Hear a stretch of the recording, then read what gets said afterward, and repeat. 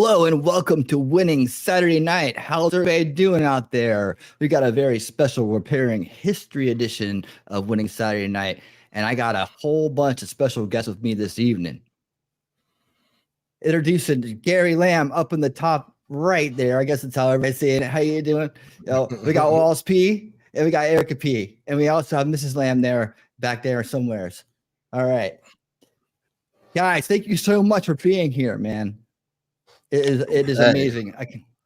I appreciate you having us on as well. Definitely appreciate it. Thank you. Pretty much like I'm looking forward to this conversation because I feel like we can basically reach out to a lot of people and try to find remedies of the topics that we're going to be speaking about. So I'm really looking forward to this conversation that we're going to have tonight. So well, me as well. It's been a journey. It's been a journey to get here from the Repairing History to the whole concept of the channel exactly to Repairing History to here. Now, I've been a fan of Gary Lamb's for a long time. He's on mute. He's working on something on the back end now. Yeah. I'm always working on something, man. Always. I can't help it. I'm constantly working on stuff. Yeah, man. Hardest working man in the business. Yeah. But I came across this stuff when he had his video that he sent out to Tim Pool read on air. And that's how I first came to know of Gary Lamb. And then I looked into that video and I looked into his channel more. And when I started seeing, I really dug. So I was immediately a subscriber and a follower from that point on. And what I believe what him and his wife were doing was very important work. And but then I come to know you guys through Gary Lamb and what you guys have been doing lately. Because I remember I popped in there and said, Gary, there you are. I've been looking for him. I switched over to this channel and I hadn't had him on. I hadn't seen him in a while. And I was just like, man, I got to remember all the people I need to add, right? And I came across the Matters of Opinion. And there he was. I was like, oh, man. Yeah. All right, we're back. We're back. And I remember that. I remember that live, too, when you popped in and everything like that, too. So, yeah, I'm glad you popped in because they're at this position where we're at now. Where we all could sit down, break bread, and have these tough conversations. So definitely appreciate that. Yeah, absolutely. Yeah. And actually, you'll see some of the people here in my chat tonight that were. What's up, Thomas? Well. How you doing? What's up, Prince? Yes, Thomas Anderson. Yes. How you doing, Thomas? Trash and truth. Ooh, talking trash and okay, I like that. Talking trash and truth. I like it. Who else we got in here? T-Rex Trucking. And more. Oh, yep. Yeah. This is the trucker friend of mine. We do some drive-by. We do some driving streams sometimes where we're just sitting there watching them drive. We just talk and we see. I'm hearing that, Gary, there's a little bit of echo on your end, but I'm not sure. Yeah. This is my wife's mic. Hold on. Okay. We do trucking streams. Like he drives and like we just sit there and chat as he's driving and. We point out stuff on the road we see because I used to be on the road as a musician, and so I like to take the road trips. You know, it reminds me of the day, right back in the day. Gotcha. And so we do that. Yeah, we do streams together sometimes. He's a busy man though, but yeah, I got that and a bunch of other streams I've been doing. But I want to give everybody a chance to introduce themselves and talk about what they do, so my audience can get to know you guys. And I'll be obviously talking about what we're doing here at the channel so that your audience can get to know me as well. So let's go ahead and start with you guys, and we'll let Gary get his sound worked out. All right. Whoever wants to go first. I'll go. So the show that me and Erica P run is Matter of Opinion. And pretty much it's a debate show where we speak about current news, relationship, myriad of different topics. We take those topics and we debate about them and give different perspectives on them. And with the debating process of said topic, we also try and come to a resolution on how to not make those mistakes or whatever the case may be, depending on the topic. But we try and find resolutions towards whatever it is that we're debating on. And yeah, that's pretty much what we do. Because when we looked at other channels, when you see two people on a panel, most times they agree when it comes to speaking on topics. But we have a different dynamic where we debate on it, give different perspectives, and that's pretty much what we do on Matter of Opinion. So Okay. yeah, No, definitely check out the channel, subscribe. And what I do is I talking about relationships and bridging the gap. That's pretty much the whole point of Winning Reality, bringing me onto his show, and us, collaborating this way so we can bridge the gap. There are many things that I feel can be easily fixed with just having a conversation. I believe in humanity to be able to do that. I don't believe it's too far gone, because if it was too far gone, we wouldn't be having this conversation at all. There won't be any internet. There won't be any electricity. There won't be any of that. We'll be, going at it. So obviously we have more sense to just, talk about it. And I think we need to do that. And many people came to know of me because of Trump and Tim Pool. So I continued the march. I just decided not to do it the political route because I was getting hammered. So I figured, let me try it another way.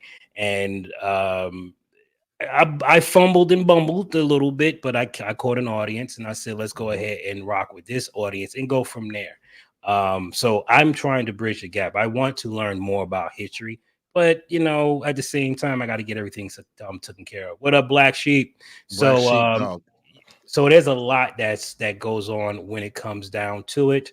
And you want to come over and have a freaking conversation, a laugh or two, because I do skits comedy. I do a lot of stuff for you guys. I put on music every now and again. I'm gonna try to get a full stream that's dedicated to just music on the channel. Soon I'll have that ready to rock and roll. But listen, we ready to rock and roll. Let's do it.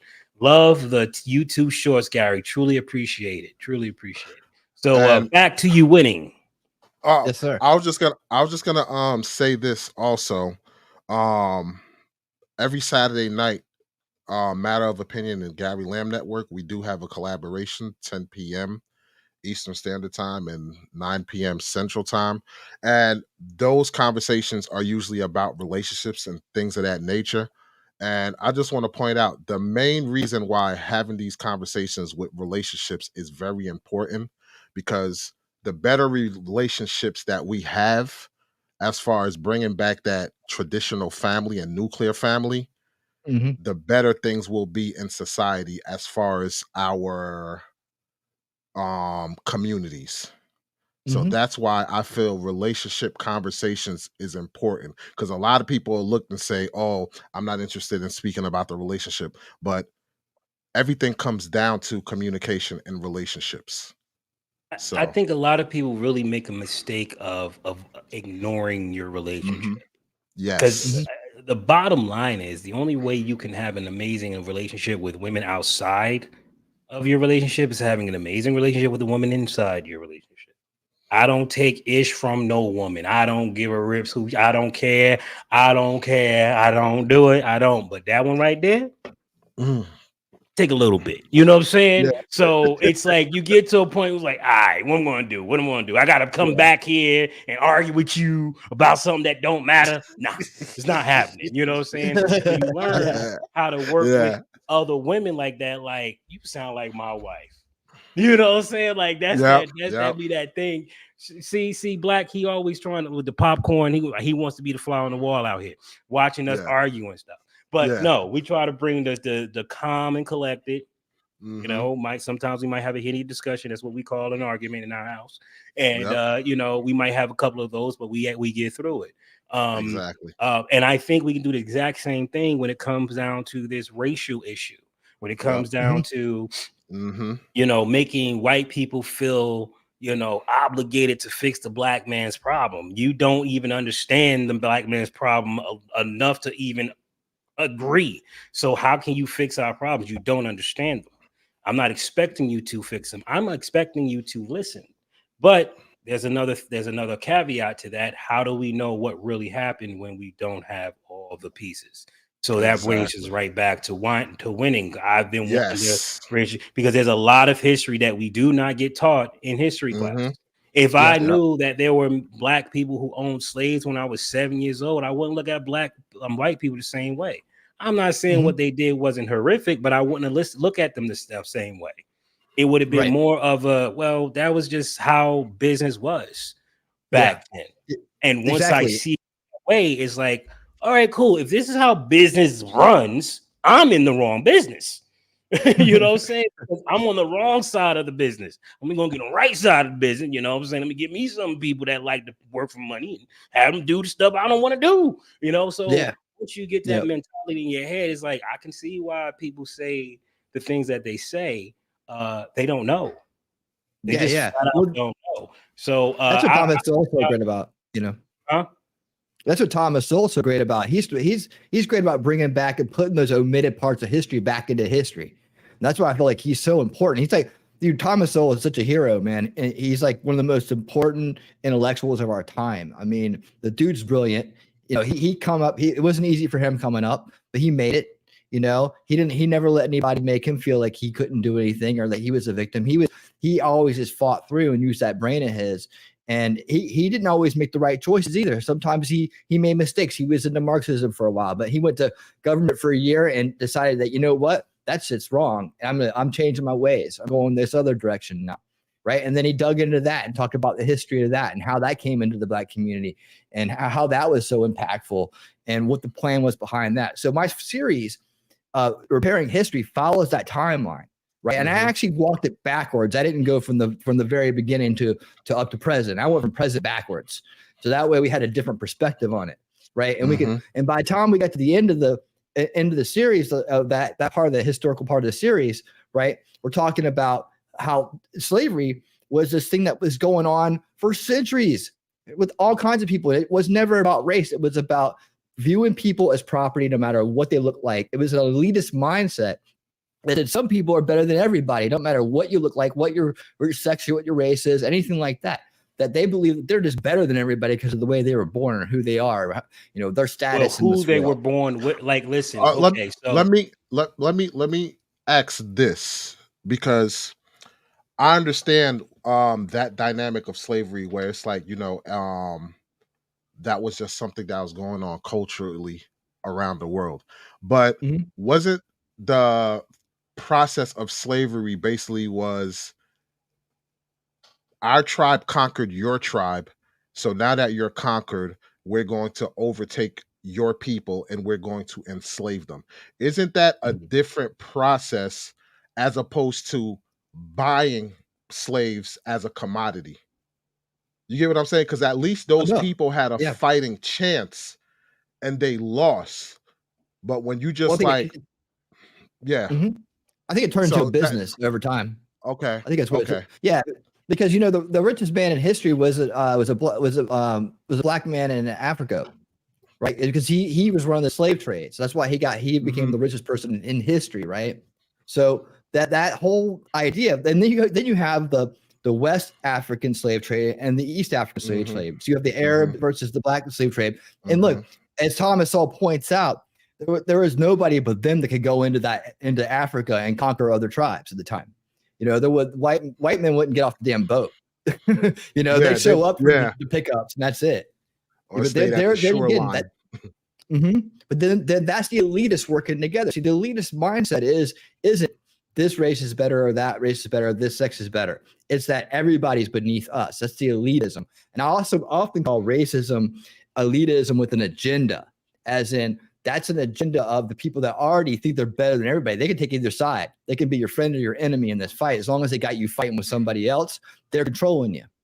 You know, and I think that's what's they've turned this history into by omitting facts like Thomas Sowell talks about. That's why Gary made the greatest point in saying that if I had known this stuff when I was younger, I would have had a different outlook in life. That's what I'm talking about.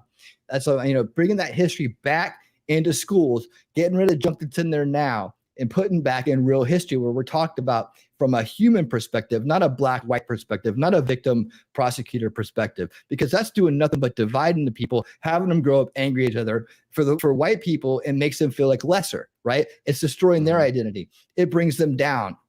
It makes them feel guilty, right? It makes them feel, for something that nobody alive even was a part of right now, right?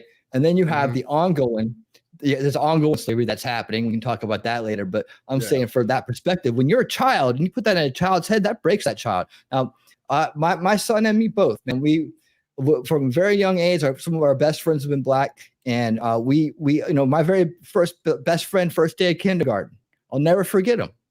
We were just like two peas in a pod, just like that. We didn't. There wasn't nothing going on about someone's better than somebody else, skin color, none of that. I was raised in Virginia, so that's like, just goes to say, it's like, in that day and age, I thought all this stuff from the past was way behind us, and now it seems to be like really this amplified and agitated and picked at to where it's a problem again. We could talk about how that came about, but as we start tracing back through history, we find that there's always been one enemy that we've both had, and that's the establishment. That's the elitists sitting at the top. Those are the ones that were owning the slaves. Those are the ones in the slave trade. Those are the ones that were constantly pitting us against each other.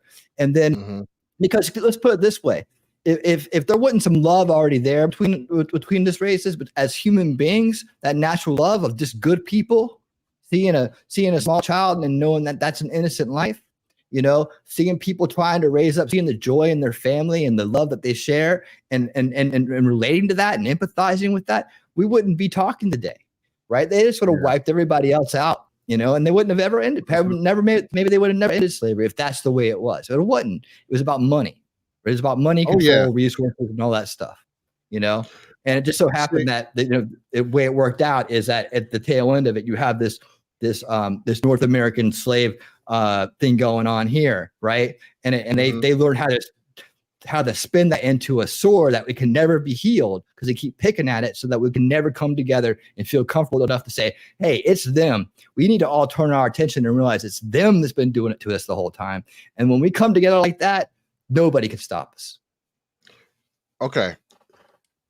Here, like, I don't think black people in general are mad about slavery. Like, yeah, they feel some type of way about it, but I don't think they feel as mad about slavery, because yes, slavery was going on all across everywhere. I think where the disconnect comes is what transpired after slavery. Mm-hmm. No, I agree. Because blacks were treated like less than. Mm-hmm. And you basically because my heritage is Haitian pretty much. So when I speak, yes, I'll say black, but sometimes I'll say they, whatever. I don't know. Like, some people may get offended, but it is what it is. But blacks were set free with absolutely no resources whatsoever. So it's like, here, yes, we got the freedom, so to speak, but it's like you have no resources or whatever, this, that, and the third. And it's just been a struggle to get to where blacks are now in society. And when blacks like speak about that, I think where the disconnect is, it's like there's no sensitivity towards that. It's just, well, you wasn't a slave, this, that, and the third. And it's a whole conversation of like basically saying, telling you how to feel, so to speak, and not even acknowledging those hardships that came after slavery. So I think that's where the disconnect for Black Americans are, and it's not necessarily on slavery as it is, because it's, yes, I understand slavery was in Africa, it was a slave trade, all of that stuff. So I don't know. That's where I feel the disconnect is from.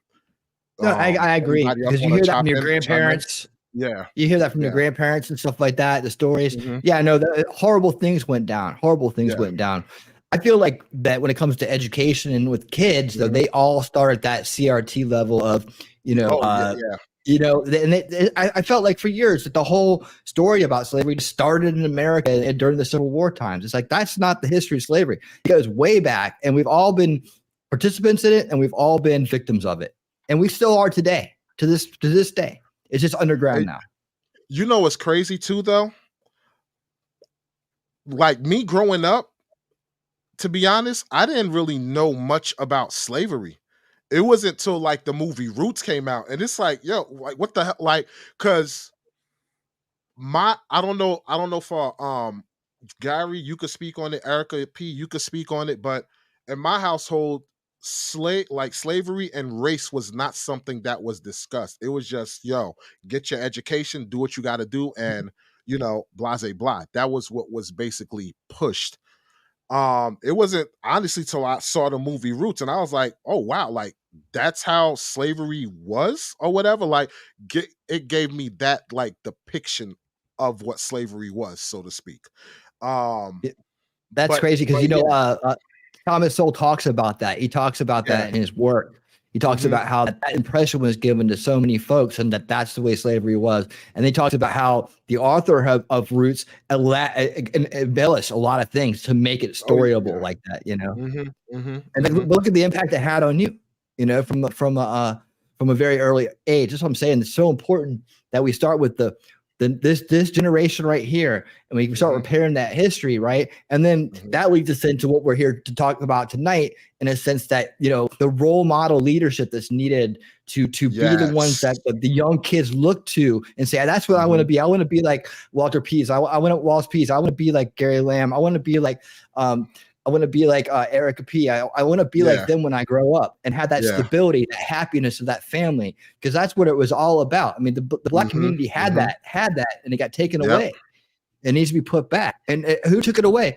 It was the establishment. Once again, always the bad guys. Exactly. Because I always feel like, and it's something that you said, how you was like,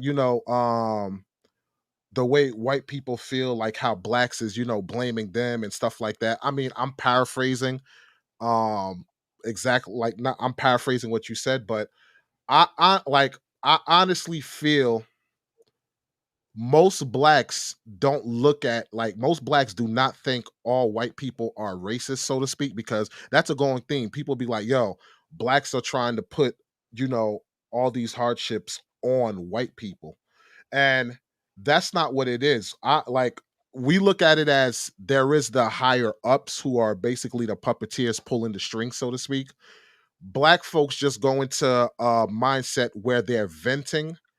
And when you're venting about stuff, I'm assuming, I could be wrong, that the white counterpart is thinking, well, dag, are you trying to put this on me? And it's like, no, I'm just venting, expressing what I'm going through right now. I'm not necessarily trying to say that you're the cause of it. I understand there's higher ups, because the more they keep us divided, the more power they hold on to, the more they make their pockets that much fatter, so to speak. So it's like, I think that's another area where the disconnect is. I'm not going to sit there and say there aren't black people or there aren't white people that aren't racist, or be like, yo, all white people is this or all black people is this. Of course, you're always going to have that. But I think the general population understand the dynamic of there's a higher power that is trying to keep us divided. And if it's not done with race, it's done with politics.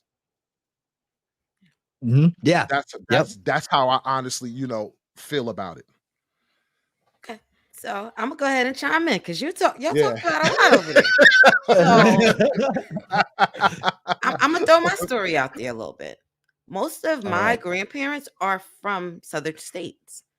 You're talking, my family's from Georgia and from Florida. So for them, okay, I'm right here in Georgia with you. So I'm like, learning about slavery is a little different for me, because I can trace one side of my family to the plantation that they took over. So I'm like, it's weird, because it's like, oh, you don't hear the slavery stories, but you hear hey, this is the plantation that your great was born on. So then it's like, okay, I got a place. I don't know nothing past then, but that's what I have. I got a family cemetery that's not too far from that plot of land. So like, I can go back and be like, hey, do you want to be buried in this family plot or not? So for me, my story starts in, around the 1800s.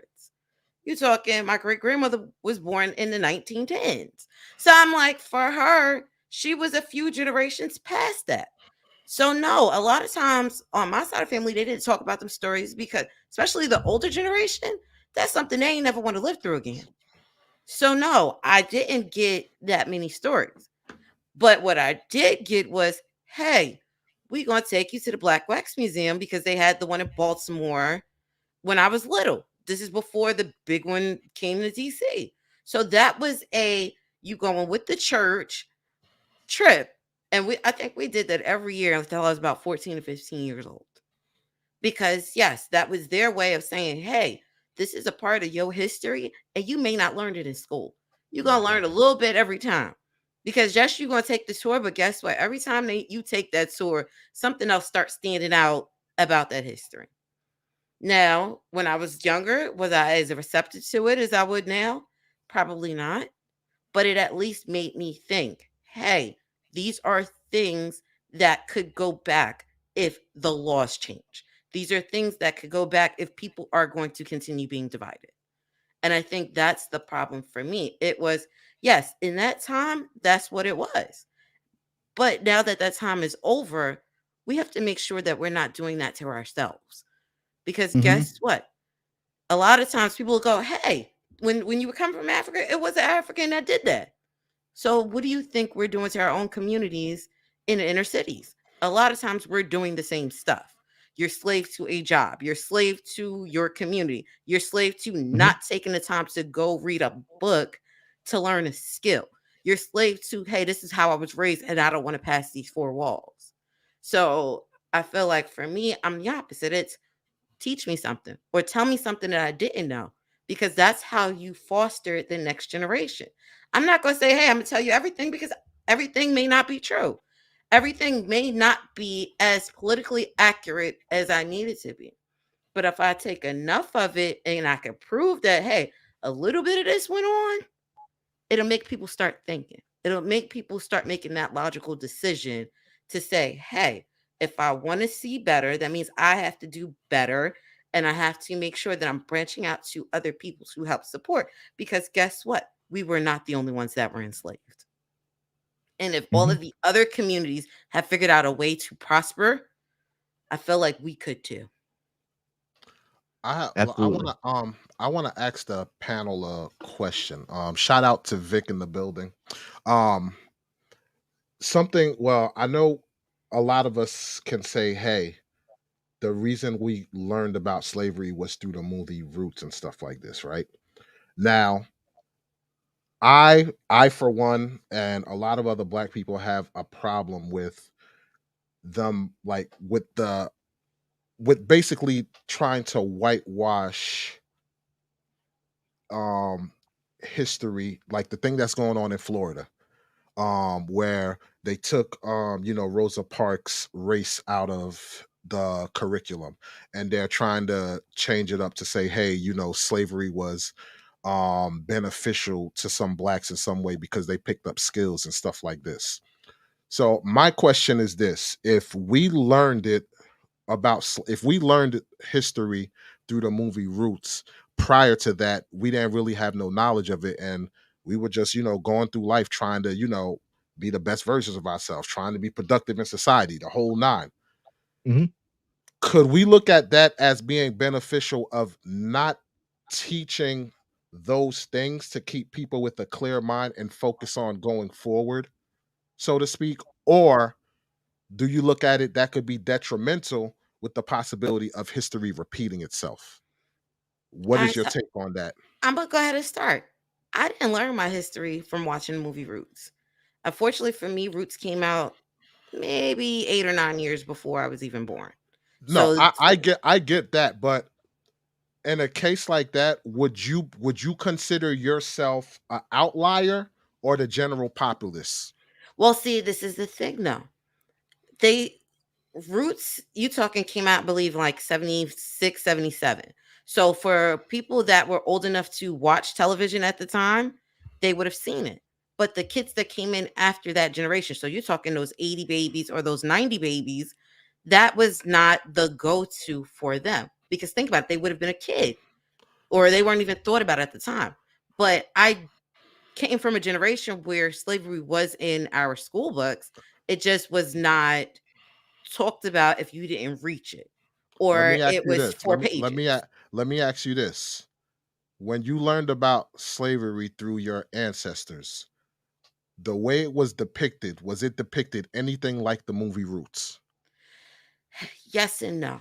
And the reason I'm saying yes and no is because yes, I saw cotton, like I knew what cotton was because like I said, my grandparents are from an area that grew cotton and had farms, and so you knew what this stuff looked like. They also said that hey, your family, they picked this type of stuff before the cotton gin came out. So that I know. But did you hear a couple of stories about people getting lynched and hanged? Yes. Was I 6 years old learning? No. These are things that I probably asked as I'm doing a project or as I'm, after we done went to the museum. Because when you go to the museum, especially for that first time, you walk in, you see the Amelia Earhart airplane. So they start off on a positive, and then you go through the doors and you see the slave ship. And then that's when you start going, why is it so tight? And they're like, hey, if you look at pictures of what a slave ship looked like, it was tight. So I'm like, you get those questions, but I don't think as a kid I was too in depth into it. And I think because my family was trying to keep me a kid as long as possible, it was not that they were dodging the questions, but they weren't giving you the full, here's everything and trying to scare you. It was you So, ask the question, we'll give you the answer that is appropriate for the question that you asked. so the way what I'm getting from you is learning it through your like at home was less detrimental than just being slapped in the face with the movie Roots. Correct. Because we also like back then you weren't going online and researching. Like I went to the library. Like I Okay. went through the card catalog and pulled up, the different books that were about slavery at the time. I had research projects. Like I went to Catholic schools. I can remember them going, "Hey, we got this family tree and my I was one of those kids where sometimes I had to go the extra mile." So it was okay, well, let me find out a little bit more about my history. So that's how I learned it, where I did research as a kid. My parents were involved in said research. It was okay, well, we can go find you some more books then. If this library don't have it, let's go to the bigger library in the area because we did. We started with the small one. You probably got 3 or 4 books. You start going to some of the larger ones, you'd be like, oh, you got 100 books. Oh, okay. Well, and then you start looking at the age brackets for them. It's like, okay, well, if you're learning this in the 4th grade, you're not going to go get that college African American history book. You're going to go get something that's age appropriate.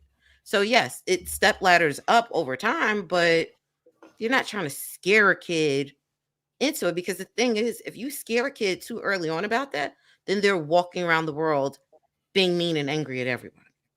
And it's not Okay. about you being mean and angry. It's about you learning about yourself so that one, you're not making the same mistakes as the ones of yesteryear. But two, you have to know where you came from so that you can benefit from it, so that you're not just squandling or throwing away any type of progression that you have. Do anybody want to take the floor before or I can chime in? Hi. Hello. You want to take the floor or okay? I Miss want to Lamb. take the floor, but you were asking about slavery and how it's basically being obliterated from education. Is that what the question was? Basically the question was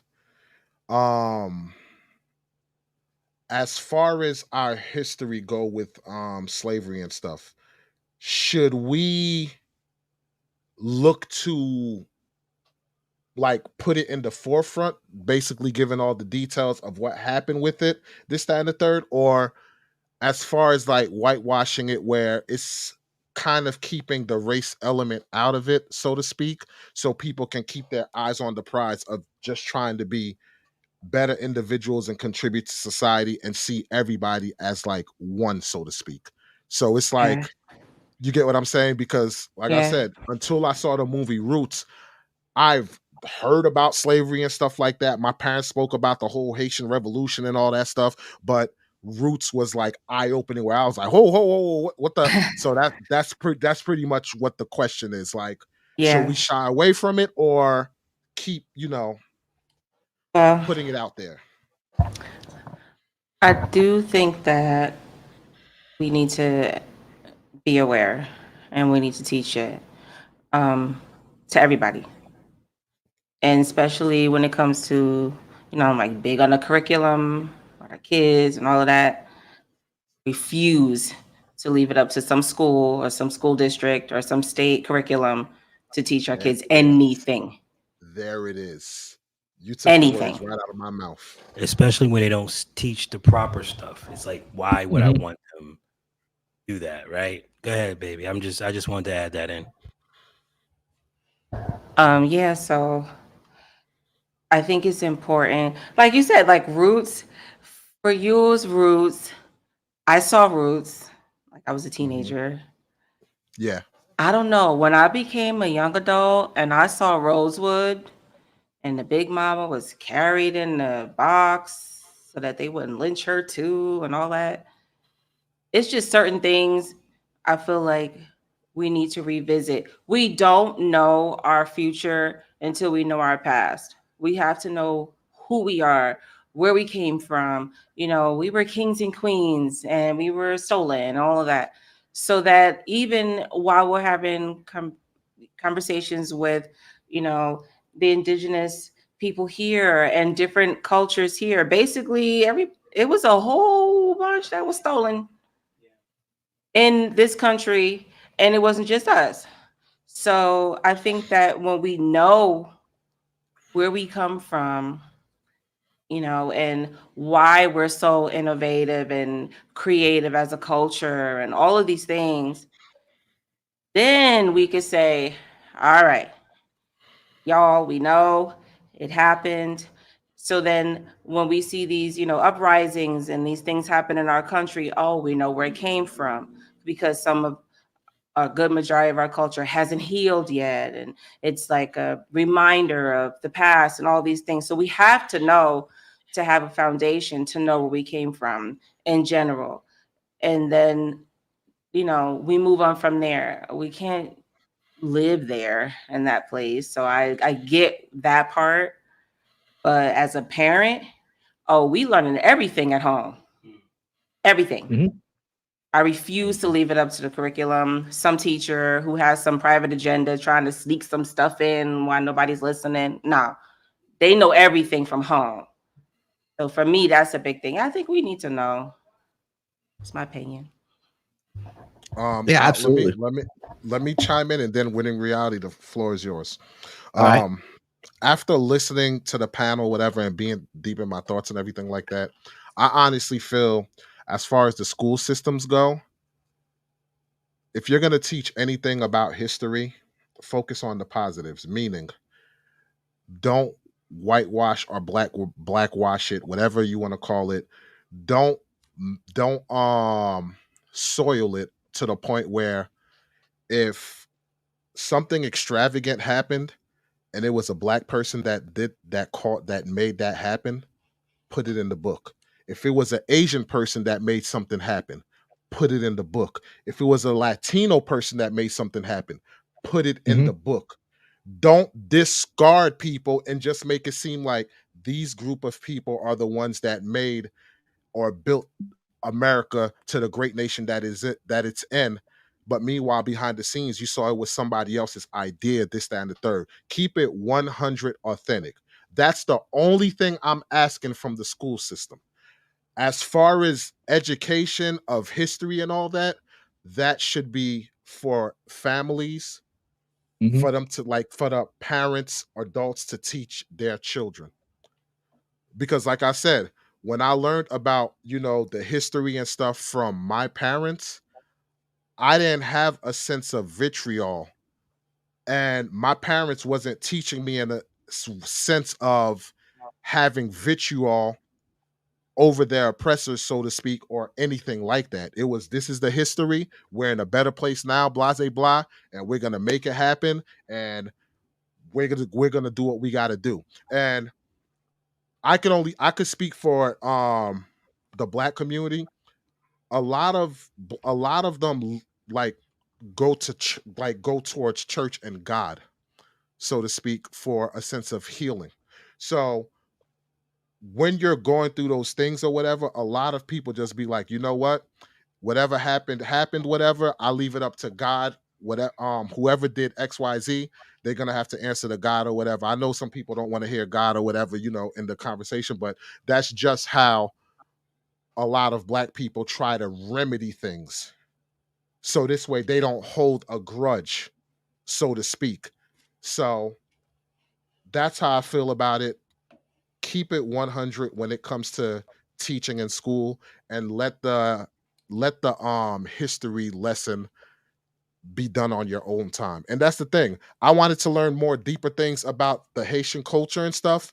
Hey, I went to events to learn about the history of how Haiti gained its independence. I went to these things. I took time to learn about it. So if individuals want to learn about their history, take the time to do it. Don't leave it up to a school or somebody else to put whatever in a book or whatever the case may be and cloud your judgment just to get you on base with the way they think. Take that time to soul search. So that's where I'm at with it. I agree with that so much. Like, I really do. I just agree. I don't see the point. And that will eliminate a lot of problems, right? If we leave it, all right, cool. You want to teach your children about your heritage or your whatever it is, fine. You can teach about it, okay? That's your choice. I'm going to teach about it as well, my own way, from my own experiences. That may not gel with you, but that's the reason why they're my children. My children. Now, we can all agree on general things in the school. You don't want CRT in the schools. I get it.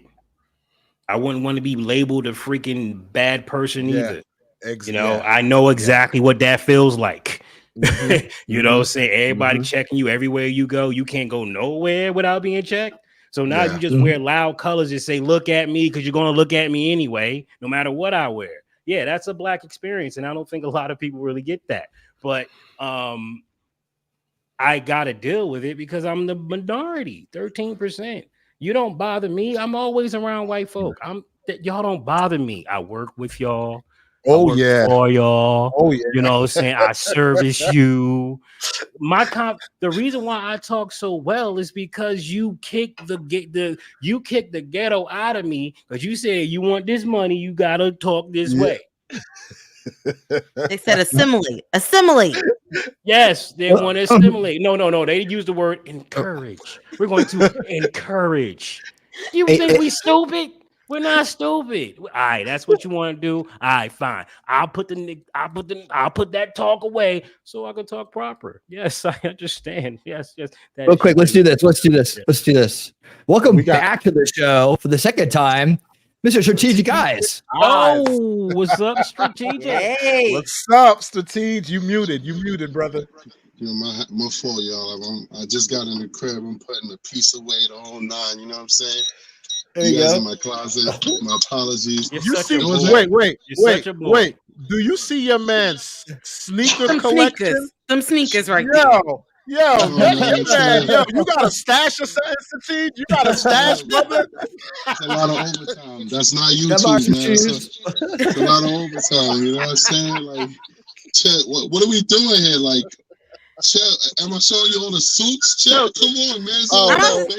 I'm not saying I like the suits, but them sneakers got some colors to them, though. I like colorful sneakers. Listen, man, you know, when you shop in a Nike outlet and you only shopping for the shoes on sale, you're going to get very colorful colors. Oh, yeah. Let me get downstairs where there's some light. I apologize, guys. Let me get downstairs. Yeah, man, great discussion. All right, you guys no are problem. having. I really want to get in on this. I really agree with what I could catch while he was saying, because I was driving home at the same time, so trying to take it in and be safe at the same time. But I kind of, the way I look at it is on the topic at hand is, I think that knowledge can be dangerous. And I agree, like when I learned, like my connection to slavery, I don't really have a connection to slavery that is as direct as most people. I'm Caribbean. My family is either Latino Caribbean or just African Caribbean, and we was free for a very long time. You know what I'm saying? Don't get me wrong, Caribbean blacks had it just as bad, if not worse, than South blacks when it comes to the abuse and the torture. And a lot of ADOS black people, I only use that term because they try and force it down my throat. You're not one of us because you're West Indian, you know what I'm saying? A lot of ADOS black people don't understand that. That's why some of the biggest... This is where Suzanne's family's from too, by the way. Yeah, this is why some of the biggest rebellions, like the first major rebellion, not major, but the most instrumental rebellion when it happened in my man Wally's country, Haiti, happened because they were so brutal. They were so brutal, they could not, the people like, yo, it's better we fight and die than just keep going the way things are. You know what I'm saying? So, And it's crazy too, strategic. You know it was bad because they kept trying, fell, it wasn't a one-off. Yeah. So that's my background. So my family, we really don't talk about slavery like that because we don't have a good remembrance of it. It's not that deep in our DNA. It's so far removed, and people forgot about it. People didn't want to talk about it because of pain, and the generations go on, and you don't even know about it no more. But when the first time I learned about American slavery, which I embrace, which I sympathize with, and I sometimes claim. In fact, 95% of the time I claim it because I consider myself a Black American. I got very angry. Because I never saw Roots, but I saw a movie called Sankofa. I don't know if you ever seen that movie. That movie's powerful. I never saw it. I'm gonna have to check that out. Oh, your wife. What is it called? What is it called? Sankofa. Sankofa. Okay. You saw that, Erica, right? I did. Yeah. Yo, tell me that movie still don't haunt you. Just hear the name. How about I was older when I saw it and I couldn't even finish most of it. I had to turn it off. I saw that when I was 15 in English class. It made me hate every single Caucasian person I ever saw because that was true knowledge right there. But it was too powerful for my young soul.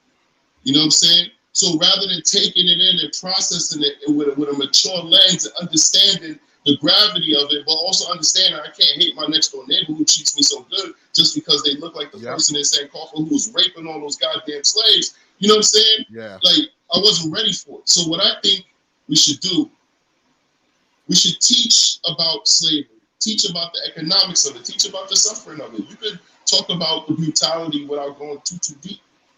And give this in levels. Why do we have to act like you only learn about this thing one time?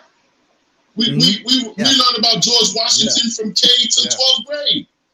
You know what I mean? By the time we get to 12th grade, we know how many apples was on his apple tree. Why can't we gradually introduce children to this stuff, give them a good understanding of it in an unbiased way and in a way that doesn't promote division in our country, and then you're breaking up. Oh, I'm sorry. Do I have to go in the studio? I thought I had a good reception. More Fios right now. But you're breaking up bad. It's like going in and out. All right, so it's like going in and out. I think that might be you because he's fine for me. Okay. It might be. Yeah, it might be me then. Okay. Okay, cool. No, that's cool. It's cool. I was just gonna say I'll go to the studio. Give me a couple minutes. But all right, and then allow people. And I don't know who I heard say this because remember I was driving, but I think somebody may have said it if I heard it correctly. To allow people to get the deep knowledge as they get older. So when you go to college, let's now have this stuff available in colleges where people can actually dig deep into the nitty gritty of the brutality and all that extra stuff. I just don't feel like it's beneficial for a sixth grader or seventh grader to be watching Sankofa. I mean, don't get me wrong, I wouldn't take it back if I could go on a time machine, but as an adult, I feel like it may not have been appropriate for me to have watched that in seventh grade English class. You know what I'm saying? I think, Yeah. Well, that teaching it right. That's what repairing history. The show is all about. It's like this is what's missing, and this is why when it's missing, it causes the division because it sets this wrong idea about things out there for kids who are just learning it in bits and pieces, and they get that one little run with it, right? And then it's a discussion past that point, like, and then they go off into the world with this idea about things, right? But we know we hang out, we meet each other, we're all good. Yeah. Well, one thing I said that is disturbing me about this conversation not that we're having, but it's a larger conversation that's being having in the interwebs, is that a lot of African American conservatives that I listen to, and I like a lot of their opinions because I'm kind of middle road. You know, you can catch me on both sides depending on what you're talking about. They're trying to use this whole slavery wasn't that bad bullshit, and it's killing me because listen, I get it. I respect it. Of course, nothing's going to be ever bad for anybody else, for everybody. But in the grand scheme of things, in the totality, slavery was a net negative. Okay? So why are we going to pick and choose that some slaves learned carpentry? Of course they learned carpentry. Why are they getting their ass kicked? You know what I'm saying? Of course they know how to weave. Because in the middle, you know, while the wife is weaving a dress, while the slave female is weaving a dress, and she's learning this great skill that she's going to one day use to become the first and the richest African-American lady out of slavery. I'm making a lady up. In between weaving, the slave master was coming in and throwing his penis in her face. You know, you can't just say, oh, they learned some skills so everything was all right. That's messed up. And to me, it just seems like dog whistling when I hear Black conservative. This is a particular YouTuber that I like. I am a subscriber of his show. But he keeps saying this. And Officer Tatum keeps saying this, and it's like, dude, yes, you know, to make a statement like slavery wasn't all that. Well, slavery taught slaves skills. That is a truthful statement, but it's also a misleading statement, and it's a disgusting statement because slavery was filled with so much brutality that it doesn't matter what skills they learned, it still was an evil act, and it should be remembered as such. But I do believe we should not treat our fellow citizens of today as though they were the progenitors, they were the ones that did the slavery. Their ancestors did it. So I'm not with that. But when I hear the black conservative and Officer Tatum say that, it really pisses me off. It seems like these dudes are just trying to play to their audience and just trying to make money, man. No, they're not playing to their audience. Wow. Why would they ever do something like that? Let me get in here for a second. Right? This is what I'm talking about. Let me get in here for 1 second, man. Bro, I'm a YouTuber. I know exactly what they're doing. Like, I know what they're doing. But go ahead, Wendy. I'm sorry. Oh, no worries. I just make sure is my volume all right? Let's see. It might need to come up a little bit. Yes. Okay, cool. Wait, do y'all hear some feedback? Do y'all hear like some feedback? You got some feedback over there. Yeah, we got some feedback over there. Yep. There we go. Woo. There it is. There we go. Okay. All right. So what I want to say is like this, you guys talk about Officer Tatum. He's another guy that I think is really part of that role model leadership as far as being out there as a man, saying, take care of your family, don't be out there screwing around, realize what you're getting into, value your life, treasure your life, come up like this. It looks like he'd be a damn good father, right? And you know, when you guys, this is what I'm talking about. This group right here, right, needs to be able to talk to that group, right, without anybody else in the way. Right, just that they had that communication as role model leaders in the Black community to come and say, you know, I want to talk to you about this thing that's going on right here. Y'all are talking about. Is this what's good? I mean, listen to what we have to say about this, and then have a bigger group that comes together and can discuss. Hey, how are we going to lift up the Black community? How are we going to make sure that kids are falling into family and not falling into gangs? You know, how they're falling into the right mindset and not the wrong mindset. They're not following the bell cows down the bad path to where they're just going to be either in prison or dead or just running through life blaming everybody else for their problems, right? How do we come together for that fact, you know, and do that? That's why I think what you all are doing is so important. And that's why I'm saying this is the cure, right? We got to repair the history and we got to get the role model leadership and they're talking to each other, you know? I'm gonna just mute that real quick. Okay, yeah. So we're gonna so that we can so that you guys can have the conversation. I told Gary this offline. I was like, you know, the last thing you guys need is white people in the middle that's trying to save the day or being to tell everybody what to do or saying do it this way or let us help. No, you know how I want to help? I want to lift y'all up. See, I want to lift you now, all up so you can be heard. You know, I'm glad do you brought think- that up. Wait a minute, Alex. Go What ahead, do go you ahead, say? go ahead. Just hold Go on. ahead, Can go you ahead. just write it down for a second? Yeah, Listen, yeah. I'm glad you brought that up because that is an amazing conversation to be having right now. Based upon what you just said, this is a wonderful conversation. Is it possible that whites can help? How can they help? Or do they move out the way and let us do our thing? You know what I mean? Like there's a lot of discussion around this in the Black community about trying to organize our wealth. I mean, our spending power to build our own stuff. Right? There's so many talks about it. It's just how do we get it done effectively? Because we need land, right? We need all kinds of. It's so much work that we need, and not a lot of us have those type of connections. So how do we work that? I wanted to put that bomb out there. Here's my well, thing. I think, okay, yes, white America can be very powerful as far as Black America. I think where the disconnect is when Blacks try to ingratiate themselves with white America. Because, like I said, Black people, Black America, they're still like suffering mentally from things that happened in the past. Because you got to look at it like this, right? When slavery ended, generation to generation, there was no Black therapist that you could go to vent to and get work out all the, what's the word I'm looking for, mental illness that you might have suffered through. So what happens? You speak about this in your household, right? The kids are listening to the parents speak this. That get built into the child's DNA. The child grow up, and the process just recycle. I forgot what the term is called, but that's pretty much, what you have. So when Black America is trying to like reach out to white America for the aid or just to speak and vent, it's a conflict on both ends because then white America is like, well, I don't want to be a part of this. So they try and disassociate. But the way they try to disassociate is to undermine or think they're being attacked by the way that the Black individual is speaking about it. And dare I say, try to make it seem like it's not as bad as it is, or, well, you're living in a better time now. That puts that individual off, and that white individual is turned off because they feel like they're being attacked for something that they didn't do, that their ancestors might have done, or whatever the case may be.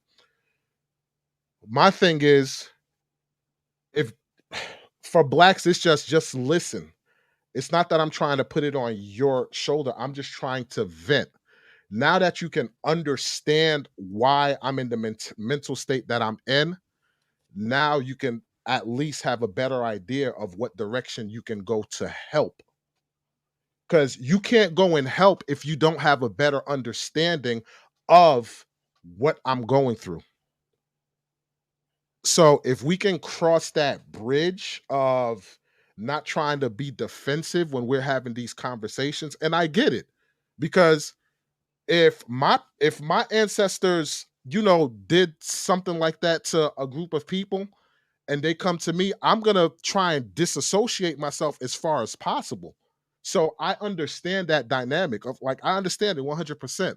But I think where we need to do better is that communication to bring those walls down, understand each other, and then work together to make things better. Because once we get together to make things better, ain't no government or whatever the case may be that could stop us, because the community is that much stronger.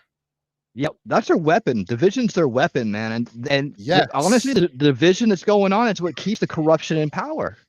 And we had to realize that. And that's what when I'm talking, Gary, I'm not talking about, taking the Black community and saying, okay, you guys go do your own thing. In a sense, I want us to grow back together as a humanity, as one people. Yeah.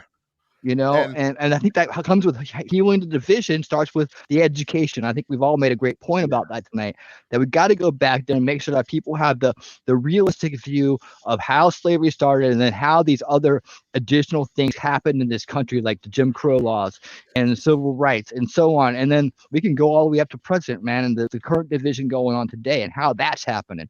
It's because we allow the establishment to keep pushing down on us, both of us. You know, all of us together. Yes. It's the establishment versus the rest of us. And we're the rest of us right here. You know, and truth be told, I'm gonna let me just say this real quick too, Erica P. Truth be told, I understand where like Black folks talk about their suffering. Believe it or not, white people are suffering too from the establishment. But it's just true. people just don't really, people turn a blind eye to it. So it's like, well, damn, I'm suffering too. Nobody want to hear my plight. Like, what's going on here? So you can actually put that person in a box also. I got to understand your plight and you got to understand my plight so that we could come together. Floor is yours, Erica P. Well, I was going to say something similar. People have to talk about what's going on because guess what? It's the same stuff. And because it's the same stuff that's going on, you have to figure out how do we fix it. You only fix it if you start voting different people in. If you start bringing more and more people that are in politics that share similar views to the people of the communities. Because the problem now is it's like, hey, I want representation and I want them to create laws based off of everybody. If I want everybody to join, that means I need to stop passing laws in Florida going, hey, well, we're going to revamp this curriculum and we're going to add this in. It's like, okay, can we talk about what needs to be in American history? Okay, let's write it down. Then I need all of the other 50 states to go, hey, it needs to be a consensus because I'm starting to notice, depending on where you at, you telling me you teaching American history and they're completely different because you get different versions of books. You get different manufacturers of books. And the difference with that is each state can pick and choose what they want to put in. You got, you know, I went to school in North Jersey. That's where I was from. So you're talking, you got North Jersey books that are going to be completely different than a Florida's book. So you talking, the kids aren't even on the same wavelength of learning the same things. So now it's like, how do we bridge that gap? Well, guess what? We bridged it by putting people in place that aren't going on a whim, go, hey, I want to change these things. It has to be a better accountability system for how they can vote certain things in. Because my thing is, if these are supposed to be things that you're supposed to be presenting to the school board, that means the school board needs to trickle it down to the parents. Mm-hmm. If you're not listening to those people that are actively showing up, guess what? That means it's a mutiny on your hands at this point. Yep. And that's what I say. I feel like to all my viewers. Oh, sure. Yeah, go ahead. Winning. Strategic. I was gonna say I put strategic back. I wanted to put it out there that I put out to all my viewers. I said, hey, look, let's start making a difference in the local schools if you're involved with those, even if you aren't, because remember those kids are going to be hanging out with your kid one day. But you know, to get the Thomas Sowell history back in there. You know, to get the Thomas Sowell history going, put the curriculum together, we can use the technologies we have around us to even to develop curriculums through AI and other things that we can put together these lesson plans and be like, learn this history and start. We want to see our kids being taught this, not the other stuff. You know, and that if we all start doing that now, we can make a difference. To be honest with you, go ahead, Miss Lamb. Real quick, I wanted to make 3 points. One, to the point what the strategic eyes was saying about gradually presenting this information to our children in the schools. But the biggest thing here is we're having these conversations, right? Like you said, Winning, we're here, we're on this platform and all these platforms, and you look at it like a town hall. Like you said, Erica, there's these different states, and this state says one thing, but this says another thing, and then you have all of these different opinions. And because they take it to legislation, then the powers in the pen, somebody signed it over. And now, lo and behold, this is what the kids are being taught in school. So my thing is, while we are expressing whatever we need to express to our children at home, hopefully from, like you were saying, Wally, a healthy place, not from a place of trauma and destroying our children because of whatever folklore and whatever stories we heard from our ancestors. No, we're not going to obliterate it. We're not going to omit the truth, but we know our children better than anybody. So I think that it is major. Like, for example, and this is one of the last points, at this town hall, that's fine. We're having this discussion, but you're not just going to allow somebody, stranger, whomever, an associate, whoever, to come in your house and tell you what you're going to do in your house. That's So right. if, the legislation feels how they feel or whatever, the powers that be, our local government and all of that, yeah, we could talk all day here. And I know, and I really believe that, we have registered to vote and all of that, on this panel and a lot of the viewers, but it takes a collective. And yeah, you got to have thick skin because our history sucks and a lot happened that is just a reality and it happened. And we can heal from it once we're able to have the conversation about it. Then I'm going to invite you in my house and we could talk about it. But until then, it's going to stay a town hall meeting because not everybody has the same ideals and the same feelings about it. Then you go in the school, and this is my thing. If you're going to put CRT and all of these different things in there, we're not about to admit the truth because of somebody's offense. And then someone, and I'm even talking now in 2023, someone decided that this was a great idea to introduce it to a 6-year-old. And now they have to ask the 6-year-old by law, because you're an educator, who do you identify with? And all of this, because it's a part of the curriculum. So it starts, yes, at home. Then we take ourselves down to the PTA, PTO meeting. We talk to the principals, we talk to the superintendents, and make your presence fully known, not just on paper. Me personally, the way I feel, if we're going to speak about history or anything when it comes to the lesson plan or whatever, I just want to keep it basic knowledge, information on how America came to be the great country that it is. I would rather put focus on teaching these kids financial literacy and, coding and stuff like that. This way they can, be productive to society and have a head start. So when they become adults, they know how to manage their money. They know how to do all these things. This way, when it comes to finances, you're in a better position, percentage-wise, you're in a better position to excel, because let's face the reality. What is the main problem of a lot of these impoverished areas? Financial reasons. Yo, let me jump in. Go ahead, Satij. It's all yours. First of all, can you guys hear me good? Yes. Awesome. Big shout out to Winning Reality. Sorry, I just jumped in earlier, started blabbering my mouth. Thanks. Oh, no, man, y'all good. Sharing your platform with me. Yo, Gary, it's been a long time. Absolutely. Love seeing you, brother. You and your beautiful wife. Thanks for sharing your platforms with me. Walls P, Erica P. Love you guys. I do disagree. Too, now I've been agreeing with a lot of your videos, Walls P. Did a reaction on one of your videos.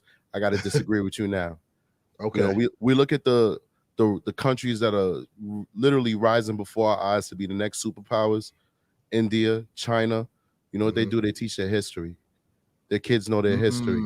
You look at African Americans that come into America and succeed and do not fall into the trap of ADOS. African Americans, West Indians, they know their history. You know what I'm saying? Africans, they know their history. We can't raise our children not knowing their history. It's what type of history do we teach? Can we teach them the horrors of slavery and also teach them that this country is the greatest country in the world because we were able to rise out of that together and create a greater union? Let me ask you this. Do you want to keep that teaching in the school curriculum, or something that it's onus on the parents? Well, see, the thing is, I don't know what's in the school curriculum because, I see you, Erica. I'm gonna finish so you could jump in here. I had the same education Erica had that she spoke about, where slavery was like 4 pages. Like, they didn't really go into crazy detail. When we watched Sankofa, the teacher shut the doors, was like, don't tell nobody I showed you this movie. You know, and it was like the waning Dang. days of school when nobody, Wow. when there was no Yeah. no curriculum left. We did all our tests and all that shit. So, you know, my curriculum is different. My curriculum is probably the curriculum that people would all agree we should teach at this moment, because it didn't have none of the social justice stuff. But please, Erica, jump in. Well, and that's what I was going to say. You got to think about it, though. American history is American history, and you have to include Black Americans in this history. Because if not, then guess what? You're only teaching up to what, 1920s? Which, if you're only teaching 1920s, they're really not including much about Black history. You have to start teaching later. You got to start teaching, you know, a little bit more of them 1870s, because that's, think about it, that's supposed to be the end of slavery. But then you also have to start teaching this around the early 60s, because that's when all of those other instrumental laws for today started coming into play. And I feel like, yes, you do like any other thing. You have to step ladder the kids. You put a little bit on it going, hey, if you want to shy away from slavery in kindergarten, I'm okay with you doing it. But what I need you not to do is say, hey, slavery is good for everybody. Because that's the problem. I got kids that are going to school that are learning this stuff now. I need them to be okay with, hey, this is in the past, but it's more than the 4 pages that I was taught. But it's also, hey, when y'all do these research projects, stop giving me the same Black people over and over. Yeah, I that's can true. remember my second grader a few years back, we'd have learned about Major Taylor. Do anybody really know about Major Taylor? He was the first Black on a tour bike. I'm like, hey, that's a little positive and that's a little different. We learned about some new people, and it ain't just the George Washington Carver. I'm about to say it's not just the George Washington Carver and Booker T. Washington. I like those stories, but I also like, hey, give me some other people that were in the same era. Because if you give me more people, guess what? That's more knowledge that they're going to get. Because I can remember being taught the same 8 people for as long as I can remember. And I can remember being, you know, that Oprah Winfrey report from kindergarten. I need more. And see, this is what Winning Reality was talking about as far as the role models things. So yes, strategic, you and Erica P, y'all make a good point. Yes, teaching history. Definitely. You got me on that. I agree with you wholeheartedly. Knowing your history and knowing where you come from, yes, that also helps, you know, pursue further avenues of success. Agree with you 100%. That's where what Winning Reality comes into play, because the whole thing is role models. So if you put these people, these Black people or Spanish people, whatever nationality they are, in the history, because they did great things to help build America, it gives people other role models that they can look forward to try and aspire to be. It gives more pickings of the litter of, hey, this person achieved that. You know what? I'm going to try and achieve that. It get like, as a kid, that helps, you know, build your confidence to be like, yo, I want to aspire to do that. But if you don't see much, it can have a negative effect where it's like, dang, ain't that much people that look like me. I don't have much representation that went on to do these great things to help build this great country. So I think we're doing a disservice not including those people that were doing great things for America, but they just stay in the shadows. Yeah. Well, that, and then just people, everyday people like y'all, man, that are just out there, you know, raising families and doing it the right way. There's a lot of kids out there that don't have that role model to look to. So where they turn on the TV, right? Yeah. They see the guy flaunting his cash and talking about how he's hurt other people, and that's cool. Right. And that's just a setup for the prison industrial complex, man. I could tell stories about my days back in the beach, man. And when I saw the onset of gangster rap due to my community there, you know, and it was just like that influence set up a whole generation for that abuse system, which is the prison industrial complex. When you go in there and you become institutionalized and your life is pretty much, you know, done at that point, because you can't get the jobs and you can't do you don't have you grow up there, you grow up institutionalized, right? And you know, but it's like a lot of those kids, they might not have the role model at home. They might not have the good influence at home, but they got the heart and the mind, and they want to get out there and be better in this world. Where do they turn to? They got, you know, I don't know how y'all feel about BLM, but the leadership behind BLM, you know, the colors, what's its name? Yeah, the organization. The organization. Itself, Oh, yeah. Yeah. What The they've done message, is a yeah. disgrace. You got the wrong crowd over Organization. here. Yeah, the organization. Yeah, I don't. No, that's the a no for movement, me. Yeah. Yeah. But let me just say something real quick. I feel like, you know, I hear what you're saying that white America shouldn't be a part of this conversation. I think that's what you're trying to say. Well, in reality, is that what you're trying to say? Well, no, and in terms of, you know, what are going to be the solutions that help rebuild the Black community and get people back to that family, that family that was the basis of it, the strength of it, you know? I got you. So I think that white America does have a role to play in that. Yep. Because first of all, I don't espouse to BLM, and I don't think anybody else here does, because we've usually spoken. I think I haven't spoken about it with Gary. I'm sorry. Am I still here? Yeah. Oh, I hear you. No, everything went black on my screen. I thought I had a power outage. All right. But I try and look at things objectively, and on my show, I try and bring the races together. Most of my audience is conservative white. I'm not conservative. I'm centrist, but my message resonates with them, I guess, you know, or they just like hearing me talk. But white America had a role in us getting into this position. So we're talking about welfare, but I don't even want to go that far back. That topic has been talked about 1,000 times. We talk about gangster rap. Who was the ones who actually owned the record labels and was pushing the gangster rap? It was Caucasian executives.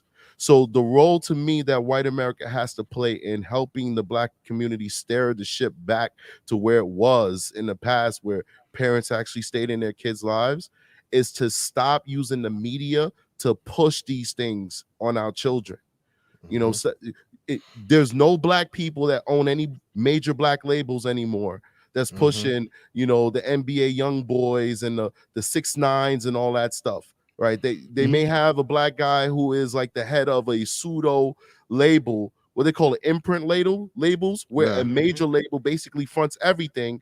You're just a face, and all the money is still going to the major white corporation. And I got you one, Strategic. Hold that thought. I got you one. And the thing is, when these artists and stuff come up to the labels with an album, right, and it's not up to code what the label want, they're like, nah, do it over again. Right. We want this. It doesn't take much of a search. Go watch Vlad, even though I don't like Vlad TV. Exactly. Watch Vlad, and we'll see rap stars that fell off, and we're like, what happened to them? And then we'll hear them tell their story. Like, I didn't want to talk about bees and hoes and all that and drugs anymore, and my label dropped me. We look at BLM. Who made BLM? BLM wasn't for Black people. BLM was fronted by which right liberals? And then the people who were fronting it were communists who were trained by white liberals. So, you know, I think that white folks need to get out the way. And I think that there is a part to play that we need to start looking at. Just stop playing the Democratic game and start looking at different parties and start taking values from different parties. There's things we can learn from the conservative party. There's things we can learn from the liberal party. We need to, but white folks, we can't get nowhere if we still have MSNBCs and shows like TYT that's using their power and their influence to perpetuate that culture of victimhood and that culture to always blame white people for everything, because there's white people telling us to blame white people, right? And that's confusing as hell, right? We're right over the target right now. We're right over the target right now. Strategic. We're right over the target. We're right over the target. And what I want to say about is like this. Now let's take the word white out of there and put the word establishment in, because these white people that you guys are talking about, they're all part of the establishment. They're all working for the agenda of the establishment. And that's what I'm trying to say. Like, we can really come together when we realize that it ain't black and white that's at each other. It's the establishment versus the rest of us. And the establishment's got a lot of useful idiots. They got a lot of people like that have no clue, that are just going along with what they're doing. They got a lot of narcissistic people out there doing the evil in this world, and we deal with the people all the time. Yeah, but you know, let me say one more thing, Walsby. And I love what what Winning Reality is saying, and I do agree with him. But I have to say, who is the establishment? The establishment is white. We have no power. We're just pawns. We're useful idiots, really. But the power structure is white. Now, I do agree with you. We need to get away from identifying them as white, because I don't think that whatever grand plan they have, I don't think they care what color you are. I think they just care about control. But we do have to acknowledge that they are white people. And to me, that matters. Or the one or two that have infiltrated that. I'm gonna call them the 5%ers, because in my head, I feel like 5 to 10% control everything else going on.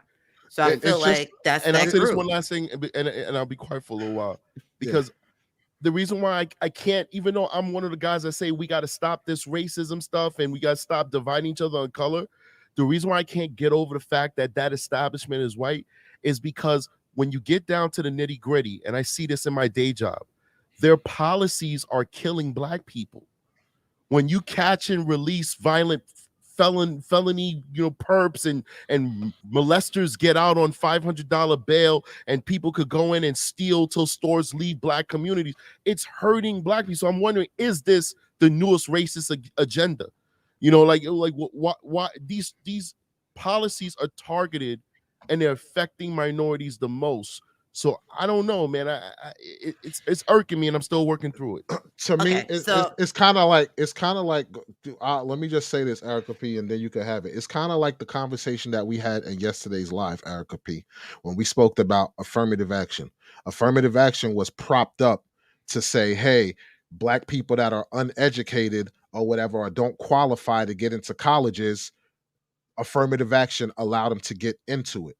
But little be known, the reality of affirmative action, in order for you to get to Yale, you have to meet certain qualifications. Once you meet them certain qualification, that's when affirmative action kick in. So it's not the principle of this person is undeserving and he got into it.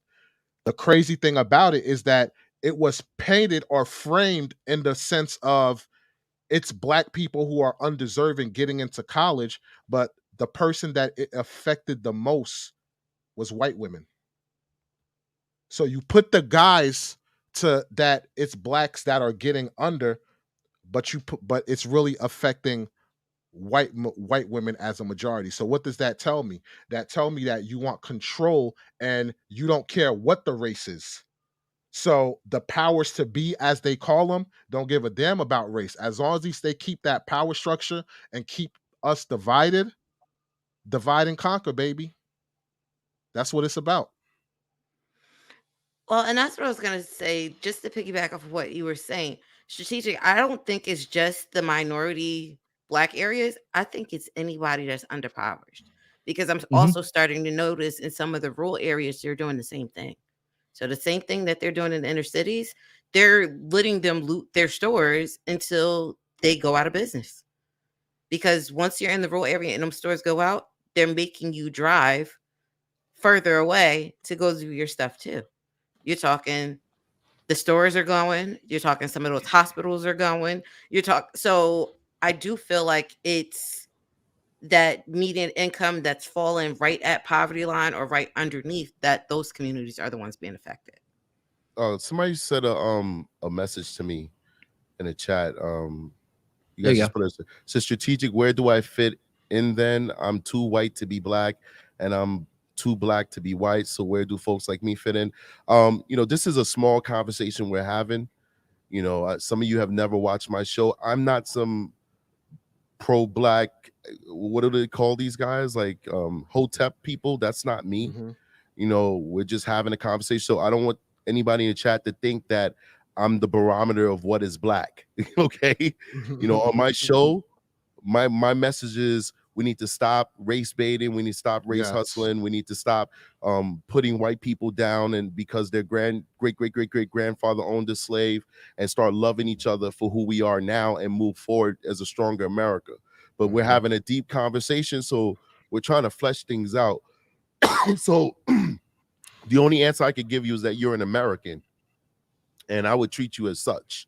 you know. But I hope nobody's taking from this conversation that I'm the Hotep guy on the panel trying to, you know, damnate white people. No, not at all. I love my white brothers and sisters. The way I look at your take is basically giving a understanding of why Black people feel the way that they feel. That's how I interpret, which is basically how we come up with solutions to remedy this. So that's how I'm perceiving it. So I hope that's how everybody else in the chat is perceiving it. Because let's face it, people want to get the perspectives of why are Black people so angry? Do you know, can whites fit in trying to fix this problem, whatever, you know, all of that stuff. So in order for us to even get there, you have to understand my story or Black people's story in general on why they feel how they feel. Once we have that conversation, then we can move forward. But go ahead, Ms. Lamb. I think that's what I'm gonna just jump in real quick. Was the point that I was making? It's a town hall conversation. You know, and we all have to have thicker skin and deal with the realities of it, not vilify, you know, Caucasian people now, and that was their ancestors 3 and 4 and 5 generations before, and they're not like that. And I get all of that. But we can't omit the truth. And so we can't just leave that part out for the sake of feelings, because then what happens 2 and 3 generations from now is by the time our kids are in school and go through school, there will be no history. So I don't think that it's, you know, productive to omit it all. But we do have to encourage the truth and not just bits and pieces. And like Erica and like you guys were saying, the same Black history folks that I've been learning since the 90s and 80s, and we done talked about all of them. And, you know, I do agree with you, Wally. I wanted to go back to what you're talking about, basically trades and introducing trades to the kids when they're in school. I love a trade school. Anything that's going to help truly prepare them for their future is necessary. And when it comes to, I'm gonna call it this town hall stuff, and like Strategic Eyes, you were saying that they are white people, or the powers that be, Wally, that you were saying, and Strategic Eyes, basically, they're narcissist controlling people, whomever they are. If they happen to be white, or we don't actually know all of them. There's some that are posing just like us, and they have the same agenda. So, you know, at the end, that's the truth. So macro to macro.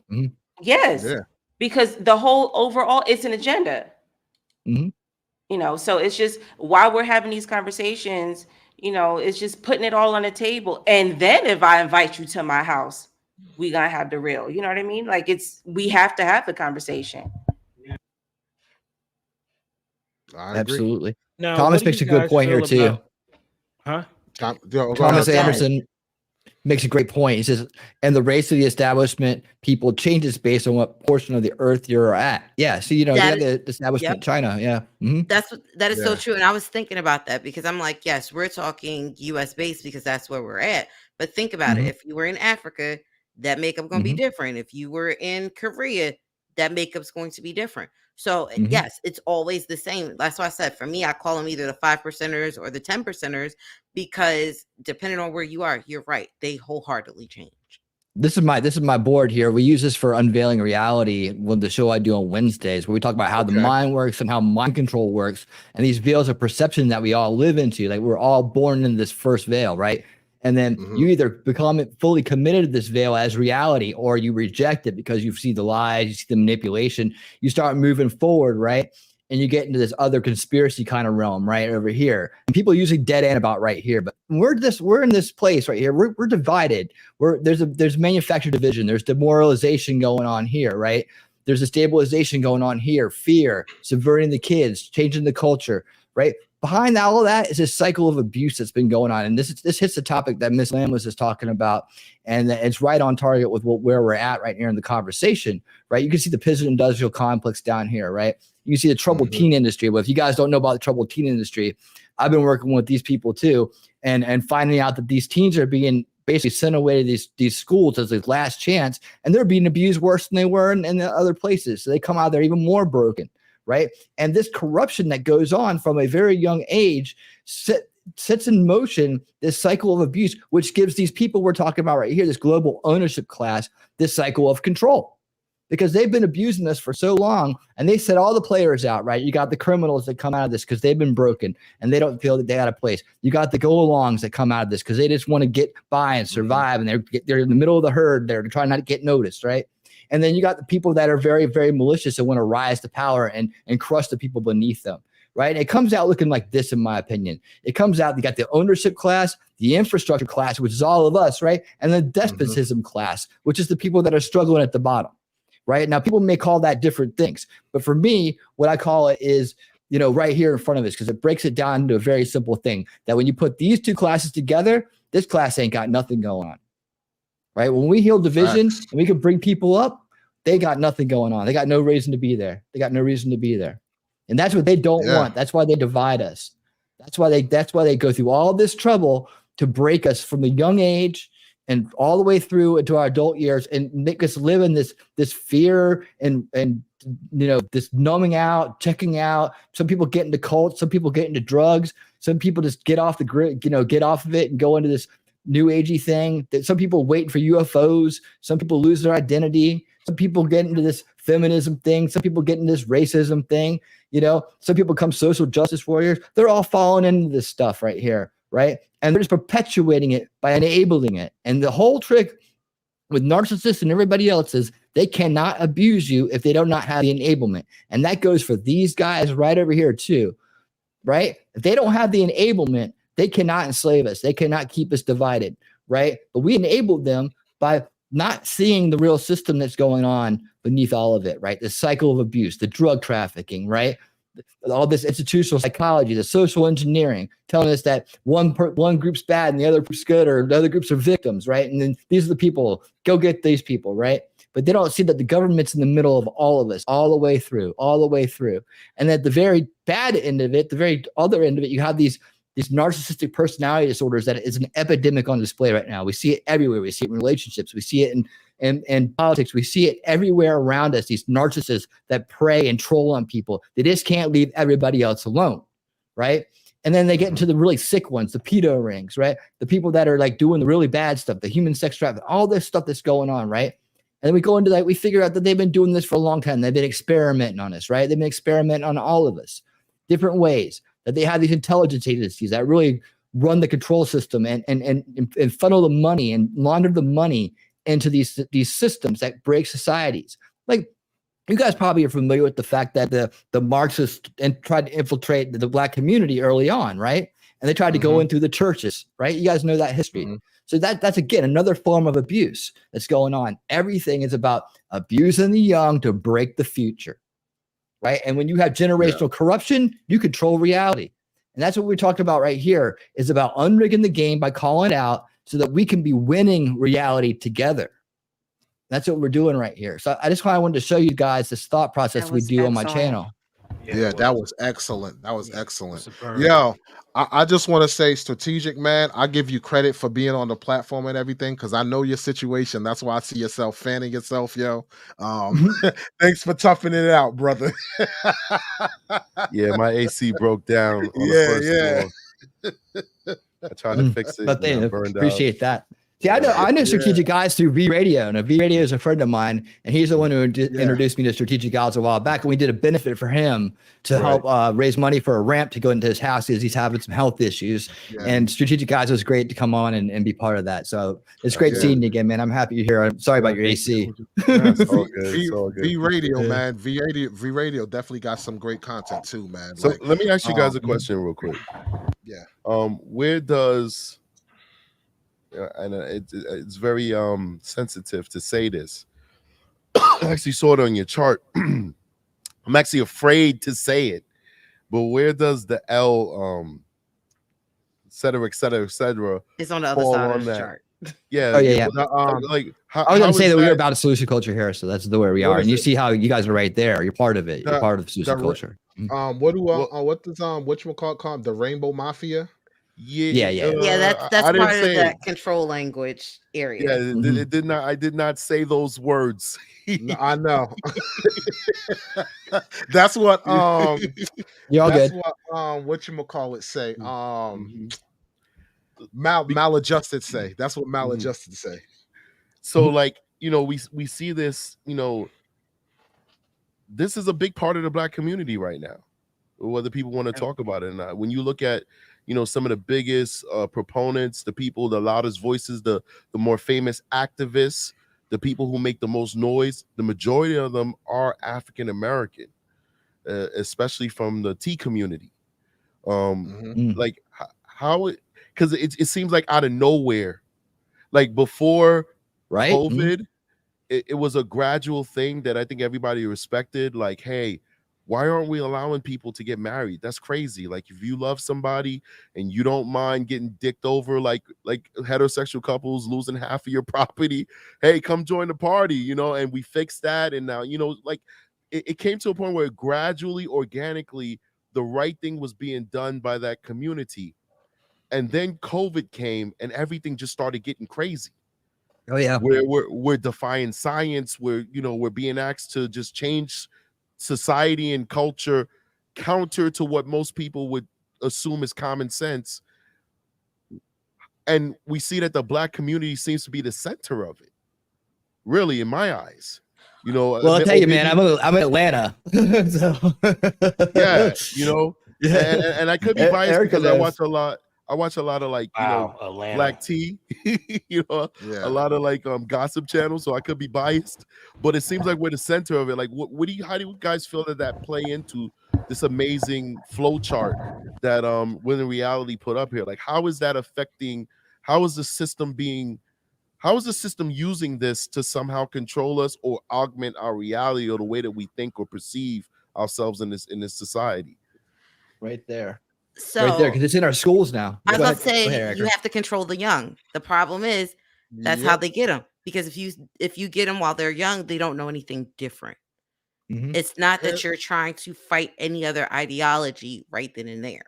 So they're targeting younger and younger so that they already have their next group of people already established. Is how I'm going to say it. I don't want to step on anybody's toes, but that's the easiest way. It's, hey, the 18 and overs aren't coming over to our side. So what we going to do? We're going to start infiltrating 6-year-olds or 10-year-olds, wherever, because I don't know where that falls into the education system quite yet. With the kids that I have, their schools haven't taught them that yet. So I don't But know. how does that help by See- changing their gender? And see, who's this here- Scott-free here- freedom here- guy? This guy's hilarious. Here's Yeah, where dude, I Scott's look at it. awesome. He's awesome. I look at it as population control. Yep. Yeah. Mm. If you can get to the kids when they're young, because think about it. These kids can't make, like, it's a lot of things as kids. You can't drink when you're young. You can't, have your license till you're a certain age. It's certain things that you can't do when you're young. But you can have a whole gender change when Mhm. you're young. And in some Yep. states, they pass laws where if you don't help your child transition, it's a criminal offense. Wait, I want to hear from Gary's do-rag. What's going on, Gary? What's happening? I think he's taking it in right now. That's what I'm taking it all in. I'm just I know. listening Yeah, because he's taking it in. I'm just taking I'm waiting for everything. Gary yeah. Lamb, man. Yeah. So I think it's a a population control, because Mm. once you can attack the children, like Erica P say, now you're switching everything up where things are not traditional anymore. Mm. And when you don't Mhm. have a traditional structure, communities get broken down. If the communities are broken down, there's Mm. less unity. With less unity, there's more Mhm. control. Yep, you Steve, got let it. me You let me nailed it. jump in real You quick. see this That's clearly, it. man. And by the way, I will real quick. What you see in green and black here is what I've covered on my channel already. So these are all topics that I've covered and I've been through. So and well, the last thing I didn't get to explain to y'all is what we do here. It's called solution culture, and that's what you guys are part of, right? And this is the team. We're they don't even see us coming because they're over here doing their thing. They don't know we're doing this right now, but we're gonna come through with this kind of change the education to stop the subversive enablement, right? That takes away that their ability to control, have the cycle control that works so generationally for them, because they commit generational warfare. And if we understand they always go after the youngest generation to change the culture to where they want it when they want it, right? To keep people living in fear and staying on defense so they never come together, just to keep them demoralized, destabilized, so that they can bring crisis into their lives, so they can normalize their control structure, right? This is all part of subversion right here. These are all things we've covered. I just want to make sure y'all know that. I'll give you the floor, Miss Lamb. I just want to make sure you know that, and that you're part of what's going on right here. This repair in history with Thomas Sowell, the trivium education, putting logic back into education early so people know fallacies, so they don't fall for disinformation. That goes along with the media studies information that we need to have. Overheated. Your phone overheated. Send me the link. Oh, Gary? Okay. And then, of course, role model leadership we were talking about tonight, and parental rights. I'll be right back, ladies and gentlemen. It went off. Well, and then, and this is the other thing. Like, I feel like I see it. I'll send like it to in myself. general with me, I worked in the banking system. I started early on in the banking system, and I could see how there was that control thing. I can remember working in the credit card division at one point. I can remember these credit cards being, given at every major school event. And now all these kids came out of school with $30,000 to $50,000 worth of debt off of getting a credit card for a free T-shirt or getting a credit card for a water bottle. I fell for that. Yeah, this is part of this right here. Where do I have it? Dang it. In 4, I think that was 4 because I was looking over there. So, but I'm like that's the other thing. Like I see, the progression of that too, because it's like, hey, when do we really teach these kids literacy? You don't really teach kids literacy in school. Every once in a blue, you'll find a kid's school that'll go, hey, we got one course, couple of weeks. We'll tell you how to write a check. Cause I can remember you had to learn how to write your signature so you could write a check back in school. If the kids aren't even learning how to write in cursive right now, are they really going through all of those extra steps? And think about it. It's so much different than writing a check in this day and age. You're talking, hey, do you know how to open up a crypto account? Do you know how to? I'm like, these are all things that my kids are going to have to know how to do because that's the wave of the future. It's asking me to log in. So, but I'm like, it's so funny to me that was one of the things up there. Though I was like, yeah, I know that area too well. Yeah. They teach us anything about financial. I learned most of my money knowledge after college. I read Rich Dad Poor Dad. I read Think and Grow Rich, Napoleon Hill. It was the Rich Dad Poor Dad that really taught me a lot about how the money works, right? I was like, why didn't I taught this in school? I came out of college not knowing anything about money and how important it was. I was just taught it was the root of all evil, and that only bad people wanted it, and almost pushing it off, almost inspiring me to do less.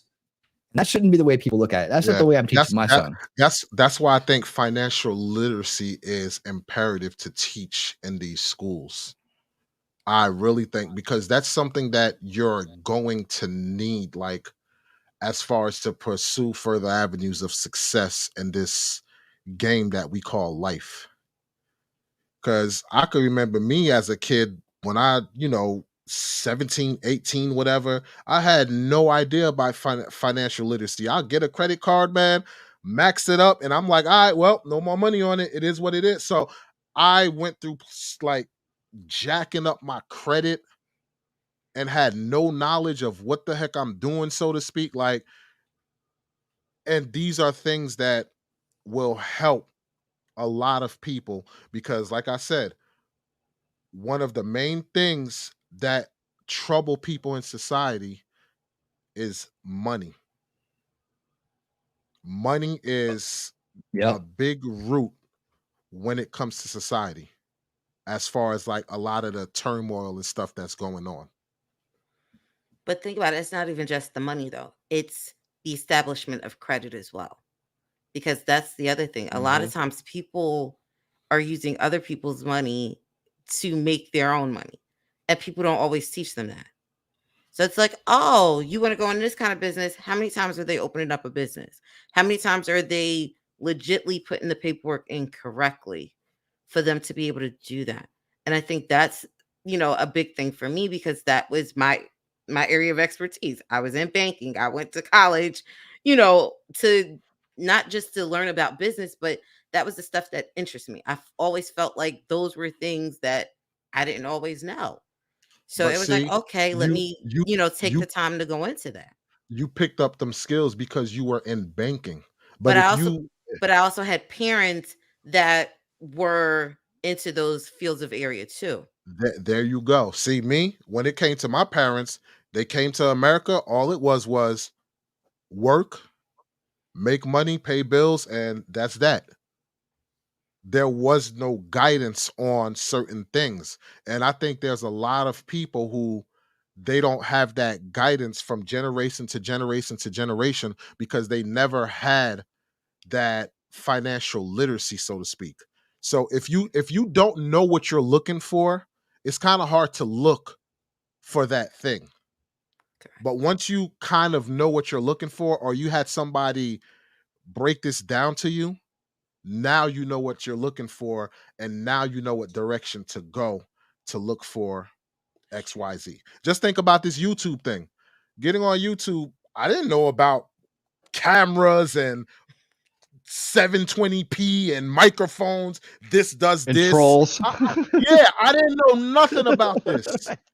You get what I'm saying? So Yeah. eventually, when somebody pointed me in the right direction, then I'm like, okay, now I know what to look for and how to go about it. But if you have no knowledge about it, you ain't gonna look for nothing else. You ain't gonna look for it.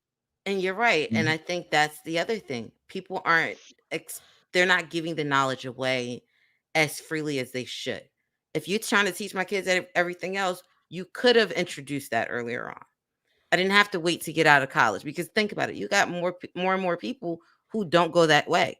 So if they don't go through the college system, how are they going to know that?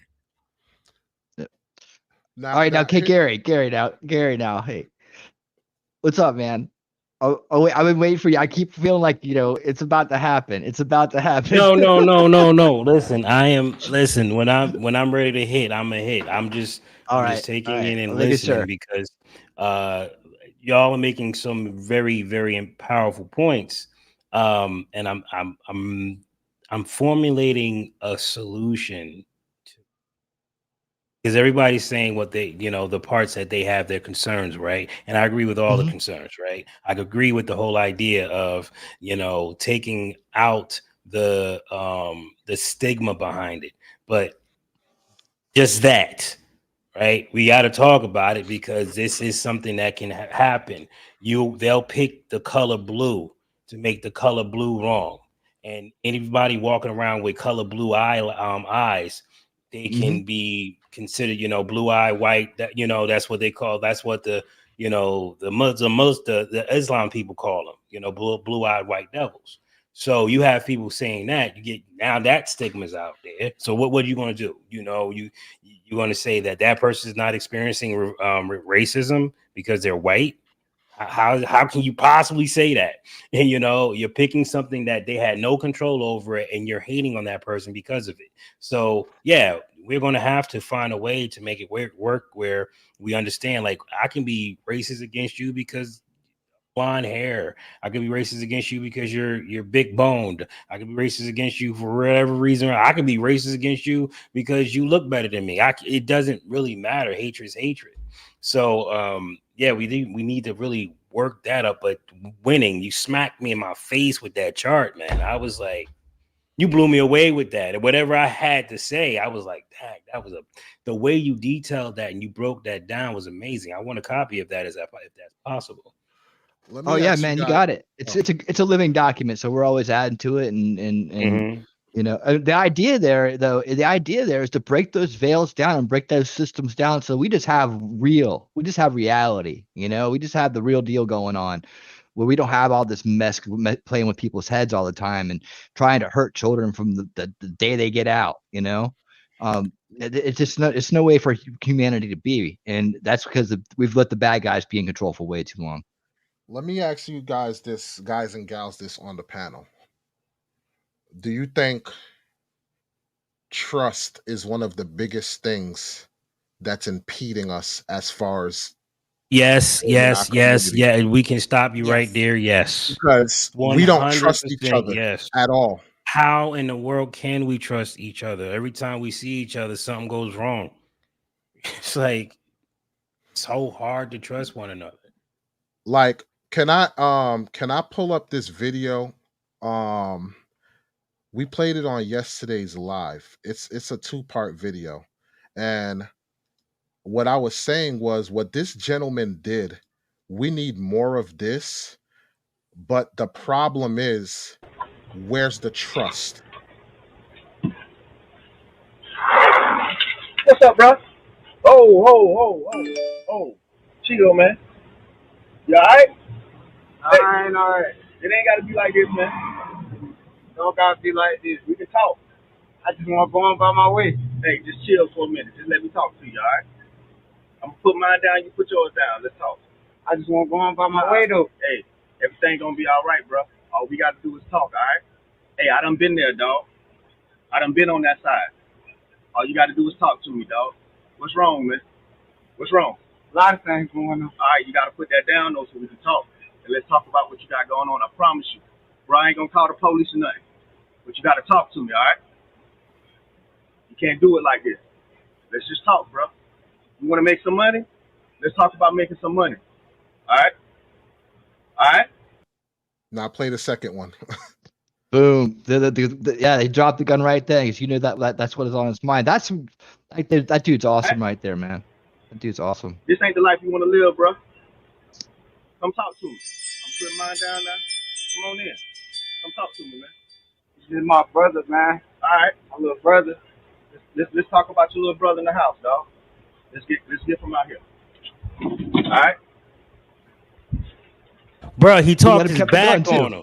That trust right there was crazy. You literally this just is took what- everything that I just said and just I don't want to use And that this- that and terminology, here's but the you thing. get what I'm saying, man. Yeah. Oh, that was beautiful. Do you But see, think that's this is real though, bro? I don't think that's real. I don't know if it's real, I but don't think that's real, man. You here's don't the think that's thing. real. I don't know. I don't think it's real, bro. I think that shit staged, kid. But That shit was if that shit was real, it'd be on every fucking channel out there, bro. That's not real. It's not real. I don't think it's real, man. You got to prove well, that. you're to the me, kid. police officer, so Yeah, exactly. The But- way that the camera staged, the way the angle was on, it it's real says crisp. Ruku, says Mad Chris is black and white during the middle of the day. Well, Nobody I can got a tell you black and that, white camera in the middle of the day. That's I can tell the you camera. I can tell you that the camera itself, you see the green bars, that's facial recognition. So that's AI in the camera. And if he has it set on night vision, then it's going to come across looking like that in the daytime. So Why it I've says seen Roku cameras in do the- that. Why it say Roku on the bottom? Which is Maybe they recorded media off player. Roku I think because I you don't- have an IP camera that comes through, I and then don't so know. what he's doing is using the Roku to look at all of his cameras at one time. So he goes back in and records it. But what's to say? We'll give it a 50-50, right? yeah, but Yeah, Mhm. all in all, this is what our forefathers understood. Mm. They understood they're gonna suffer as far as taking the chance Mm. to make things better. They knew going in they was gonna get attacked by dogs. They knew it's a possibility they could get beat. They knew it's a possibility they could get killed. They could get shot or whatever. Mm. But they were willing to take that risk because know. it was needed.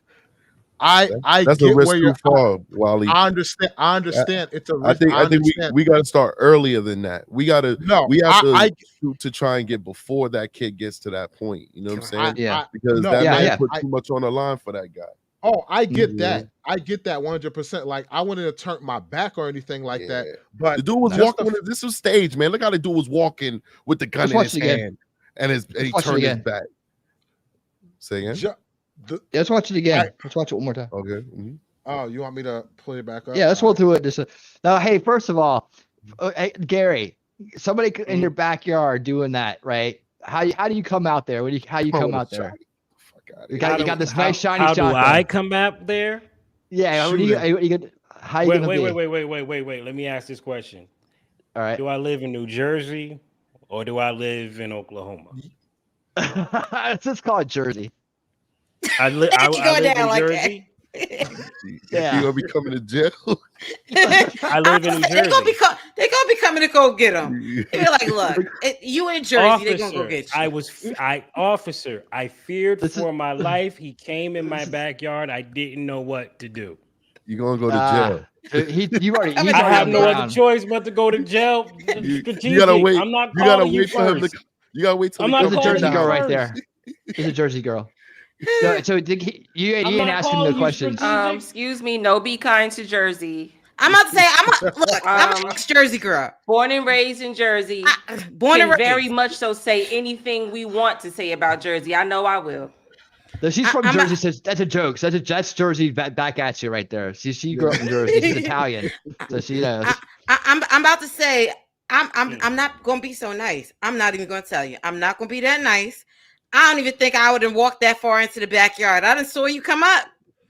Boom. I ain't asking no questions. I'm gonna shoot first, and then I'm gonna have to ask later. I get that 100%. But what I'm saying is, if it was a situation like this, and you actually spoke to the brother instead of blasting him away, I feel as though it's more impactful or more of a flex if you actually spoke to the brother as opposed to shooting. Correct. And I wholeheartedly understand that. But in my mind, there's no talking. You trying to take what I done worked hard for. I'm sorry. I can't. It's easy to say that till your feet in the fire. So I hear a lot of people talk like you, Erica, but not many people's built for it. Well, and that's what I was gonna say. You have to be somebody who's open to it, or you have to have been somebody. Look, I agree with Wally though. I think Wally. I agree with you, Wally. I think the talking is good, but the way that it happened seems staged to me. And even if you look at the way that the porch is set up with the chairs and the garbage bin and the grill, it's almost like they made an enclosure so that they can have a scene, a stage to set it up. You know what I'm saying? It just doesn't look right. With all that space back there. So I think that Wally works for the deep state and he's over here feeling propaganda. No, this is what I will say. This is what I will say. I know me, I'm not about that life. If somebody, even if I had a gun for protection, if somebody came, I would just be on some, just leave off the property, whatever. I'm not looking to shoot them. So me, I would try to go the route of speaking things out as opposed to blasting them away. Blasting them away would like be a last resort where it's like, dude literally forced my hands. Right. But I'm not coming out like, get off my property. I'm gonna shoot. Like, I'm looking to de-escalate as much as possible. I agree. Just I want to say this one thing. I am not a proponent for violence. I'm not saying that I would shoot the guy. You know, what I'm saying is that the initial conversation is correct. Yo, listen, I got my gun, you got your gun. When the guy's like, yo, I just want to get out of here, I'd be like, all right, just go, bro. You know what I'm saying? But when it gets to let's talk, whatever. And now he's turning his back. And this guy who is unstable and has criminal intent is walking behind you with his gun still in his hand and he never put his gun away. That's a problem for me. And you know what I'm saying? Bad form right there. He shot you in your back. And the thing is, like, these kids out here have been so programmed by this institution, you know, from the flow chart that you showed. Like, these kids have been indoctrinated. Like, they are the product of of our worst nightmares. These Chicago kids is not going to say, all right, let's go talk. Chicago can be like, all right, he let me in his house. It's not even a robbery anymore. Free game now. Game. It's not a burglary anymore. It's trespassing because he let me in his house. So, I could steal whatever I want and it's a misdemeanor instead of a felony. That's law talk. He heard something. Here you go, Mr. Teach guys. You see, like right here, he's trying to check the door, right? You see something, that green box is trying to identify him. That's the AI right there doing that. And then trying to catch something. Yep, let's try to catch something here. That could have been. And then watch this. Is he following him? No, I have a security system like this. It's not Roku, but it's close, right? It's got Well, and the that's what AI it's- detection. on it. I've seen 1,000 of these security systems. Part of my job is looking for video. I'm not trying to argue with you. Yeah, I'm just saying okay. we Oh, both no, on I the same understand. level. I'm a video Yep. expert, basically. That's how I solve cases. So you Okay. can easily edit this in there. You can. I see the boxes tracking and all that stuff. You can easily edit it in there. It does not seem real to me. I could be wrong. He's gonna have to provide some sources on this one. I'm sorry. Gotcha. Okay. No, yeah. And you know what? The follow up Look. would be good. Like when he went inside the house, what they talked about. That would be good too, because then you could look at the Yeah. psychology going on there, the body language, so on. Man, Yeah. you But spoiled all our fun, even strategic. even if it is, That's even, why nobody even- invites me to these lives, man. But, Man, You look, think but like you want to live? I'll say this though, even though if it was staged, Mhm. that's still a good look that's still a good look showing, hey, try to at least talk about things and find out what people are going through, like a moral to the story, so to speak. Now, this is goofy, this part where he turned his back. No, But as I don't Yeah, I far was as waiting the, for something to I'm not happen. with as you. far yeah, as far as still the not with you. dialect, as far as the conversation going this of shit. like, trying to get to the bottom of things, so to speak, or to try and remedy what he's going through or understand why he's doing XYZ, staged or not, I like the message that it presented. That's what This I reminds me of like the Yep. Indian channel that has all those like feel good videos. Yeah, Hey, or Tubi. That's the new one. Yeah. oh, I love me some Tubi. Don't play with no Tubi now. We like Yo, Tubi. having some good yo, movies. You gotta yo, be careful when you have kids. Tubi's all that, you know. Yo, the recent, I know we sidetracking, but the recent funny Tubi I saw was when you had a woman who was shooting at her dude behind the tree.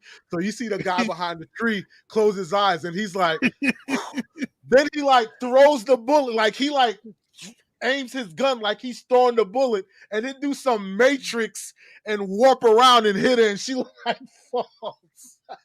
Yo, I didn't see that that yet. joint had me What was that? dying, yo. Yeah, Tubi's movies. Poor man cable, baby. Tubi. You know, Hey, he man, might have I had his like camera that. set up there I so like that. you take out mistakes from the couch, right? So you can see his mistakes are done from the couch. Yeah. Does he still have his finger on the trigger right here? I was going to ask Mr. Strategic Guys if he still What's has his. Does he looks like he still got his finger on the trigger, doesn't he? No, he never had his finger on the Uh, trigger. Oh, I no? can't really tell. I'm No, he really never had far his- away. He never had his finger Okay. on the trigger. Oh, okay. It's sitting up there. I see it right there. Okay. All right. Just want to make sure. I mean, personally, for me, once he would have raised the weapon, I'd have had to kill him, only because that's my training, and I could not live with myself if he took me out because I did not follow training. You know, what You I'm saying? couldn't live with yourself if he took you out. Listen Yeah, to what well, you just said. well, I know. Double negatives. Double negatives right there. When I said that, in my head, I'm thinking about all the worst things. When you're right, but take out could mean like I'm paralyzed or like I'm incapacitated, and then he goes and does whatever the fuck he wants in my house for my kids and my wife. But Yeah. yeah. We got an you know, obligation to This make guy's it got home to our he- kids. He didn't even take the mask off his face. Like, yo, dude, take the mask. Let me see it. Yo, all right, we about to go in the crib. Like, take your mask off. Let me see your face. Look at me, man to man. Like, he ain't do nothing. Yeah. Dude look like Yeah. you about. Come on, man. But you know what? Oh, I do have propaganda. I got a rebuttal for y'all though. I think that's more of a hey, when you listen to the beginning of it, it's like, hey, I was, I could have been you. I don't think women do that as much. Because, like you said, if the guy came out and I was the one standing there, no, I wouldn't ask no questions because I don't know what to even say. I might not have been able to correlate to him. You probably would have just. I think as a woman would have just came out and shot. No questions asked. Because my That's thing what is, it's nothing that I could have told him that would have changed his mind. If you was coming to my house to come take my stuff, you saw me come outside, you're gonna go take my stuff. There's nothing that could have changed his mind. I think it's a different degree too, because for a woman, she's thinking you could grape me or whatever, something to that ilk. So I think that's why a woman would be more on guard to just ask questions last and shoot first, because Yeah, there's I so think- much other egregious things that can I happen. agree. I think this is a conversation that could only be had with a man. Like, I don't even think we would even factor in what a woman would do, because based off of this story that we're seeing from Walls P. Wally Walls P. No, it's all good. The cat's out the bag now. So based off this story you have presented to us, he's related to him on a man-to-man level. You know what I'm saying? Yeah. So this is, you know, even if you're a female, females have tough lives. I worked in a female prison before. You know, they some of them is just as gangster as any dude. Still, this is a unique story that only two men could relate to. You know what I'm saying? So if a woman was out there like, come on, you could be my son, you know, let's go ahead and talk, I'd be like, she crazy. You know what I mean? Yeah. It wouldn't make no sense. If this is real, She then got shot. Yeah, or she could have got anything. You know, it's just ridiculous. I don't know. I will say this. As much as the knowledge you just dropped, Strategic, you ruined the discussion of that video. Of course. Listen, nobody invites me to the party. I've embraced myself. I am a YouTube disruptor. Okay, I'm like Tucker Carlson on Twitter. All right, it's over. I'm everybody's enemy. But nah, that was great insight though. That was great. All jokes aside, that was great insight. Nah, man, I was feeling all warm and toasty inside, man. Fuck that video. I'm cursing. Like, This yo, is not gonna wait be a minute. monetized. We reaching Fuck our your youth, video. you know what I'm saying? We can do better, guys. We can do better. Yeah, now you hear that, Erica P? Strategic just said matter of opinion sucks. With the look, you got to take them lumps sometimes. Money. I'm messing up your whole video. Nobody eating nothing. Fuck this video, bro. It's a wrap, son. Look, it was only on this one video. I will take the L on this one video. Look, man, Strategic been handing me mad L's, yo. So we gotta cut it out now. All right, we got chill. We got chill. All right. I will say though, like, you know, I'm such an optimistic person on us coming together as a country and kind of fixing what's happening. Yeah. But lately, you know, I'm starting to lose faith in humanity, man. I don't know how we could turn this around quickly. You could turn anything around. You throw enough time at it. Throw enough money, time, care, compassion, whatever. God, you could turn anything around. But it's like, how do you, like, there's so many kids who are in real life walking around like this dude in this video, like with no morals, no consciousness. I mean, not no conscious, but no self-conscious. What is the word? No, what am I brain? No self-control. No self-control. I don't know. Just Presidente Bear that's messing no direction, no purpose. No nothing. But no empathy. That's what I want to say. No empathy. No empathy. You know, and empathy just covers so many different things. Just a love for yourself and others. And they don't have remorse. They don't care. They don't take the time to think about how hard you worked to get that little deck. You know, with that $150 Home Depot grill. They don't understand how much that Home Depot grill means to you. They don't understand how much it's going to cost you to replace that glass door.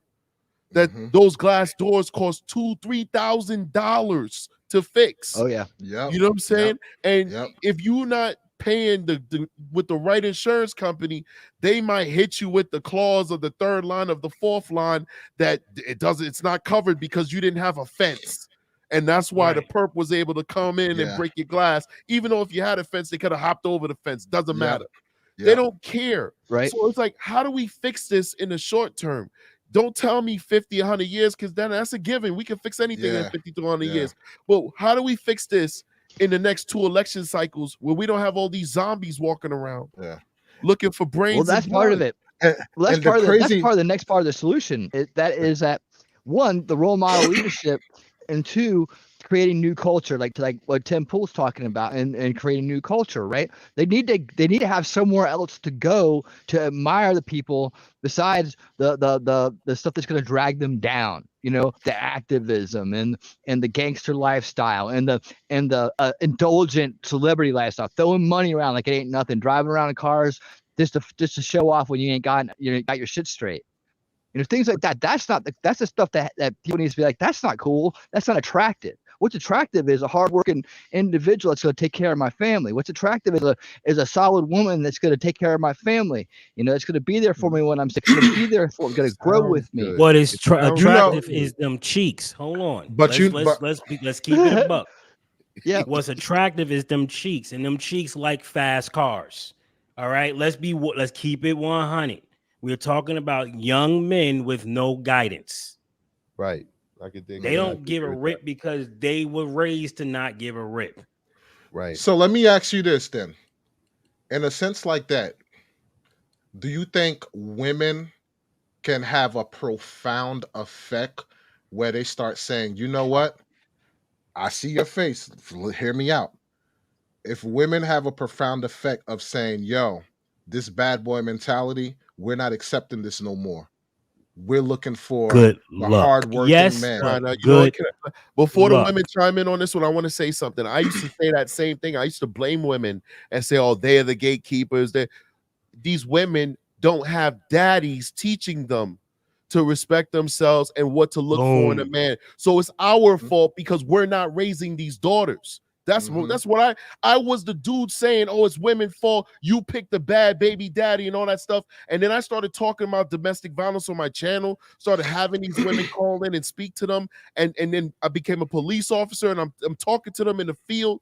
And then I realized the reason why they chose that bad boy is because they never had a good role model from the start. Their dad was in jail. Their mommy was messing with gangsters. That's all they knew. And one woman told me something profound because I did a story about a man who murdered his girlfriend. And his baby mama was a victim of domestic violence and literally fled the state, disappeared from him.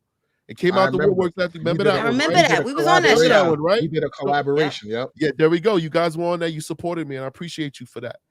You know what she told me? She said, when you growing up in a hood, in a dungeon like that, you automatically gravitate toward the bad boy because that's the guy that's going to protect you.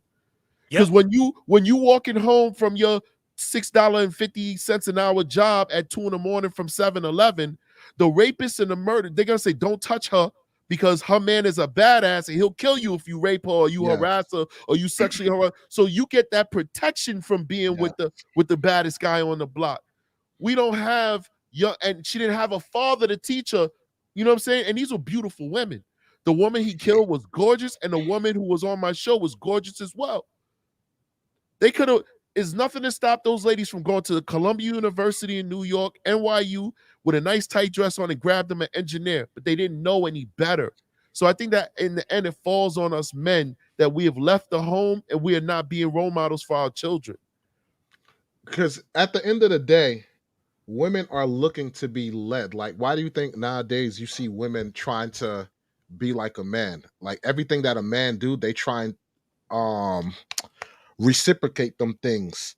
Men are what is it? What's the word? Sexually liberated. So now women want to do it. Men are, career opportunities, yada yada, out in the work field. Women all want to that do it. goes into the women don't have any fathers to teach them how to not be like that. Like when you have there's a problem. The problem is that there's no men around. Just the problem, because that bad boy wouldn't have to worry. She wouldn't have to worry about getting with a bad boy if she had a father walking her home from work, or a big brother walking her home from work, or a group of men who all surveillance that environment because they all have daughters, they all have sons. You won't have that issue. Notice when there's dads around, crimes do not really happen nearly as bad. But guess what, though? We're always going to have this problem because the women outpopulate the men by vast numbers.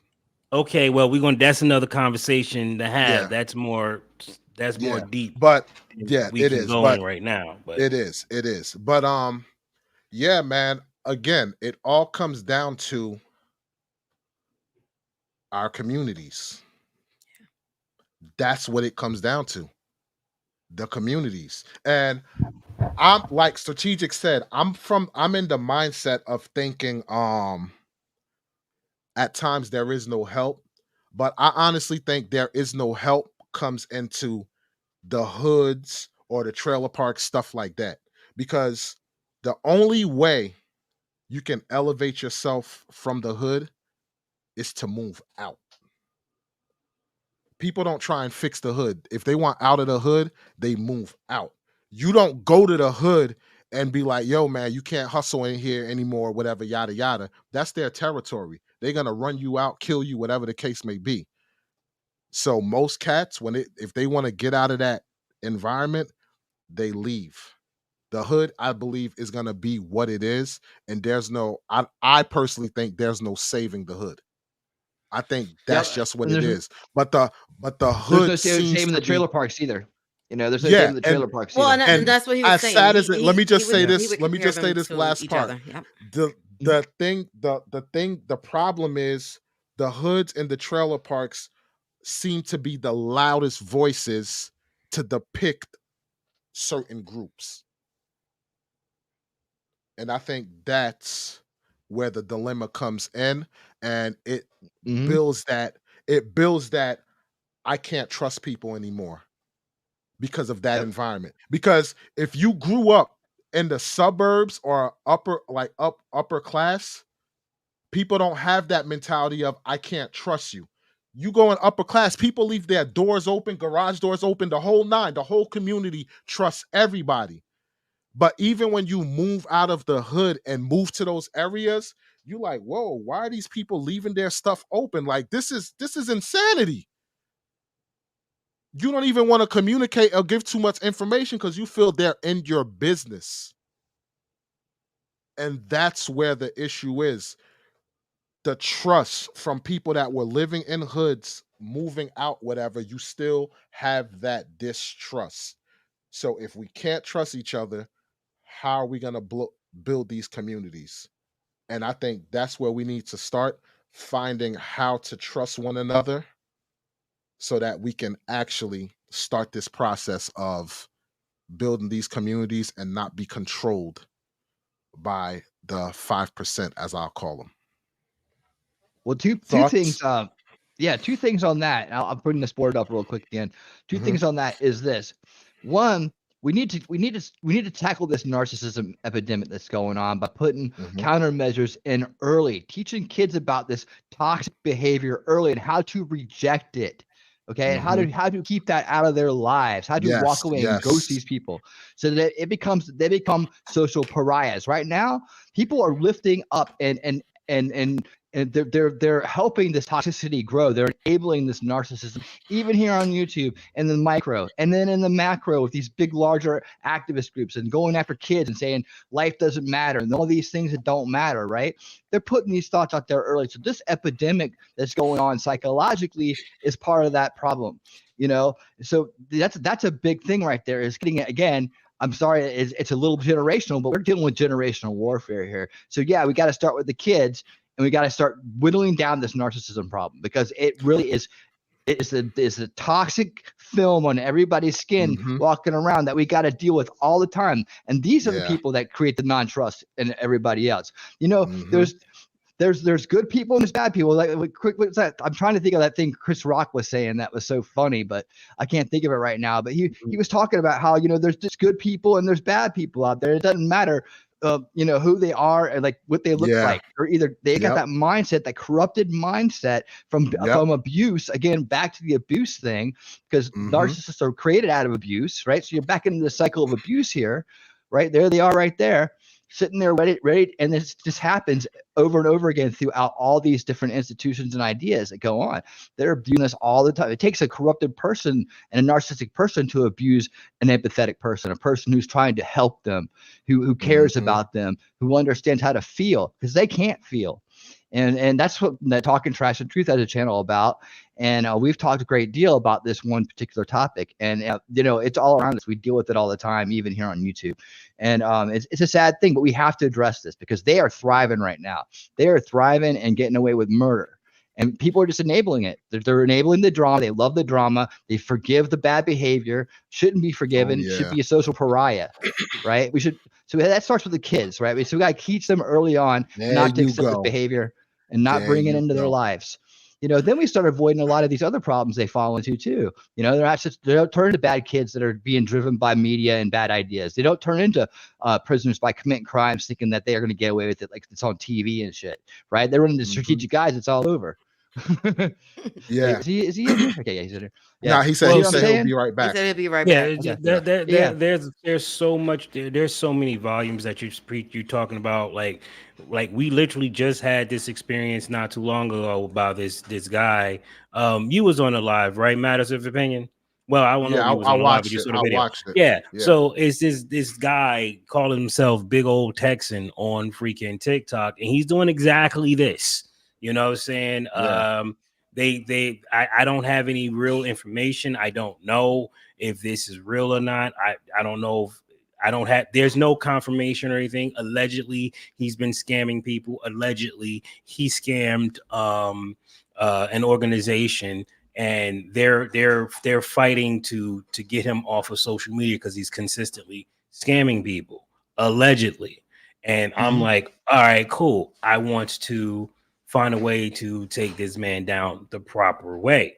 But he's doing exactly this. He is using people emotional traumas to get what he wants out of them. And he don't give a rip. He don't care. So it's like, these are the type of people you kind of have to excommunicate, because they'll use anything to get their advantage over you. You'll think they're telling the truth because they'll fake it. They don't care. Like BLM? They'll fake it 100. Yeah. Yeah. They'll tell you whatever you want to hear. And that's what Strategic pointed out to. These are people with no empathy. None. None. It's been abused out of them. I believe we all start out and it's at 11 light. Maybe there's that 1.01% that comes out psychopathic, right? And that's just that's just an unfortunate thing. They come out without being able to feel and have empathy for other. But you put two kids in a room, doesn't matter what color they are, you put all the colors in there, right? They're going to play and have a good time and giggle and laugh and be creative and love each other. That's our natural state. And see, and it's not until we grow up and we get corrupted by all this shit that changes. That's why kids will tell us all the answers, and that's why they're so important to protect. And that's why they need to have good role models like y'all to look up to when they're growing up. And that's the strong point is that get the education in, get the preventative measures in, but also put the role models out there in front and highlight them. And it's not highlighting these activists that are talking about some stuff and trying to get people hurt, breaking things, telling everybody that they're victims.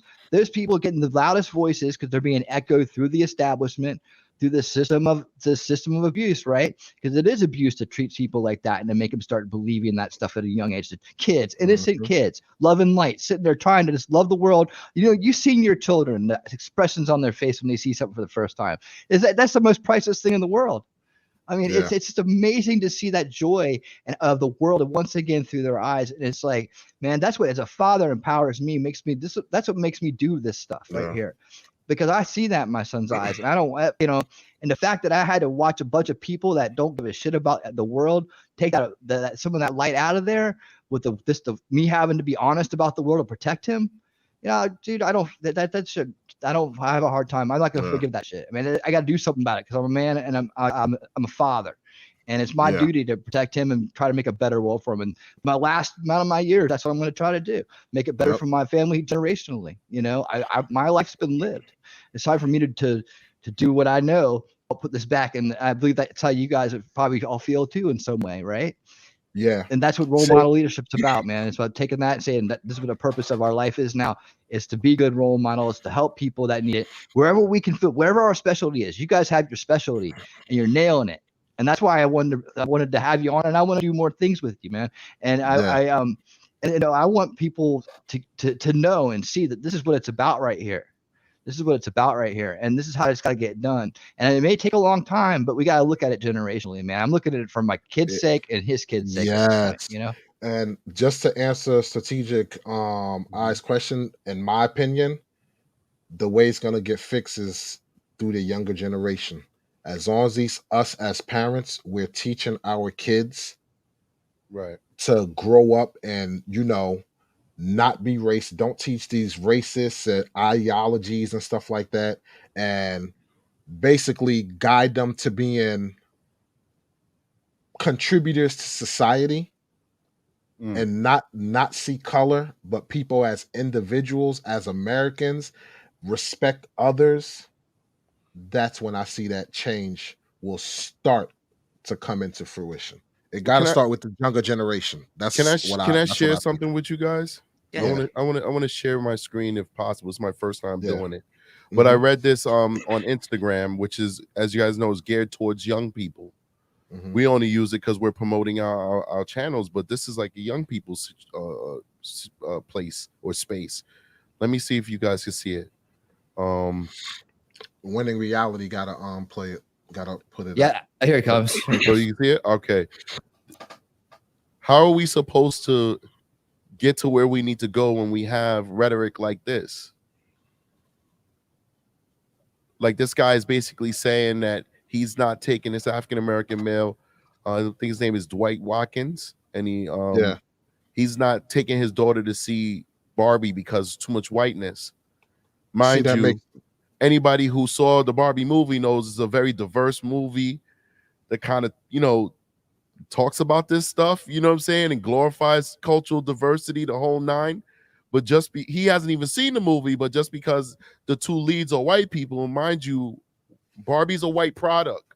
It started out with a white doll, so that's what it is. You can't diversify everything, you know what I'm saying? But they did do it in this movie, but he automatically makes it a race thing. Like, what do you guys feel about this? You know what? Let me go first. Let me go first. Please let me go first, because I'm such a Barbie girl. I just want to say this one line, and it's yours.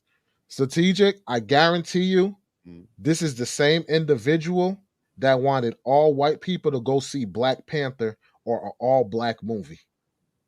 Well, before Erica says what she has to say, which I'm very curious to hear, one of the first comments when I first read this said, I agree. I'm just going to send my kids to watch Black Panther instead. And the first thing that popped in my head is, all right, Black Panther is a character that was made by a white guy who's now owned by Disney, which is a white corporation who paid these actors a finite fixed salary. So all residuals, all trademarks, all proceeds from toys and everything for these black characters go to this white company. So what are these people talking about? Exactly. What are they literally talking about? Exactly. There's like only one person in Hollywood that's black that's doing it. That's Tyler Perry. And his first few movies was white finance. And finally, after he made his millions, he did the right thing. And he has his own studio now. He's the only guy. Him and Oprah. Yeah. Those are the only two people that had their own studios. What's going on, Erica? Okay, yeah, so go ahead. I'm a Barbie girl. I'm not even gonna lie to y'all. I grew up with Barbie. I know in the beginning, all my Barbies look like her in the beginning. And then eventually it migrated to somebody that looked like me. But yes, I'm a Barbie girl. Yes, if it wasn't sold out where I am, I probably would have took the girls right then and there. Because my thing is, yes, you're right. People go, hey, no, Barbie has always been diverse though. Once they started making all of the other Barbies, I was happy. Do you not understand? They got a Barbie for just about anything. They got Barbies in wheelchairs. They got black Barbies, African Barbies. You got space Barbies. And I'm not even gonna lie, I got quite a few of them still from the early 90s, still sitting in bins, because those are things that were near and dear. I was a Barbie girl probably until I was about 13, 14 years old. I was a late bloomer giving up my dolls because I had younger siblings.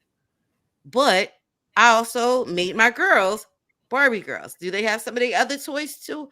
Of course. But I like the fact that I can go and look up and go, what are you into? Oh, you're into gymnastics? Here's your Barbie gymnastics. Oh, you're into race cars? Let me go get this race car Barbie. So I feel like there's a Barbie for just about every person. They even got full figure ones that look like me now.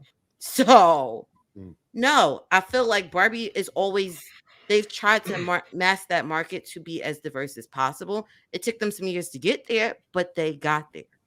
And I feel like, to me, that is the worst thing that you can teach.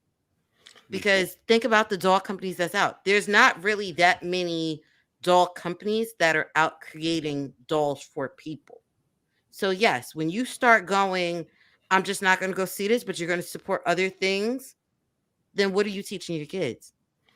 You're teaching them, hey, I don't care if this is what you like. I'm telling you, I'm not taking you. And then it's going to be, why are you not taking me? Oh, because they don't look like you. Did you watch it to see if they didn't look like you? Because yeah, they're going to throw a Christie or some of those other ones, because that's what the Black version of Barbie was years ago. They all had a separate name because it was hard to translate into that, hey, Black Barbie, White Barbie. You wanted to stay away from that. So you had to give everybody a name.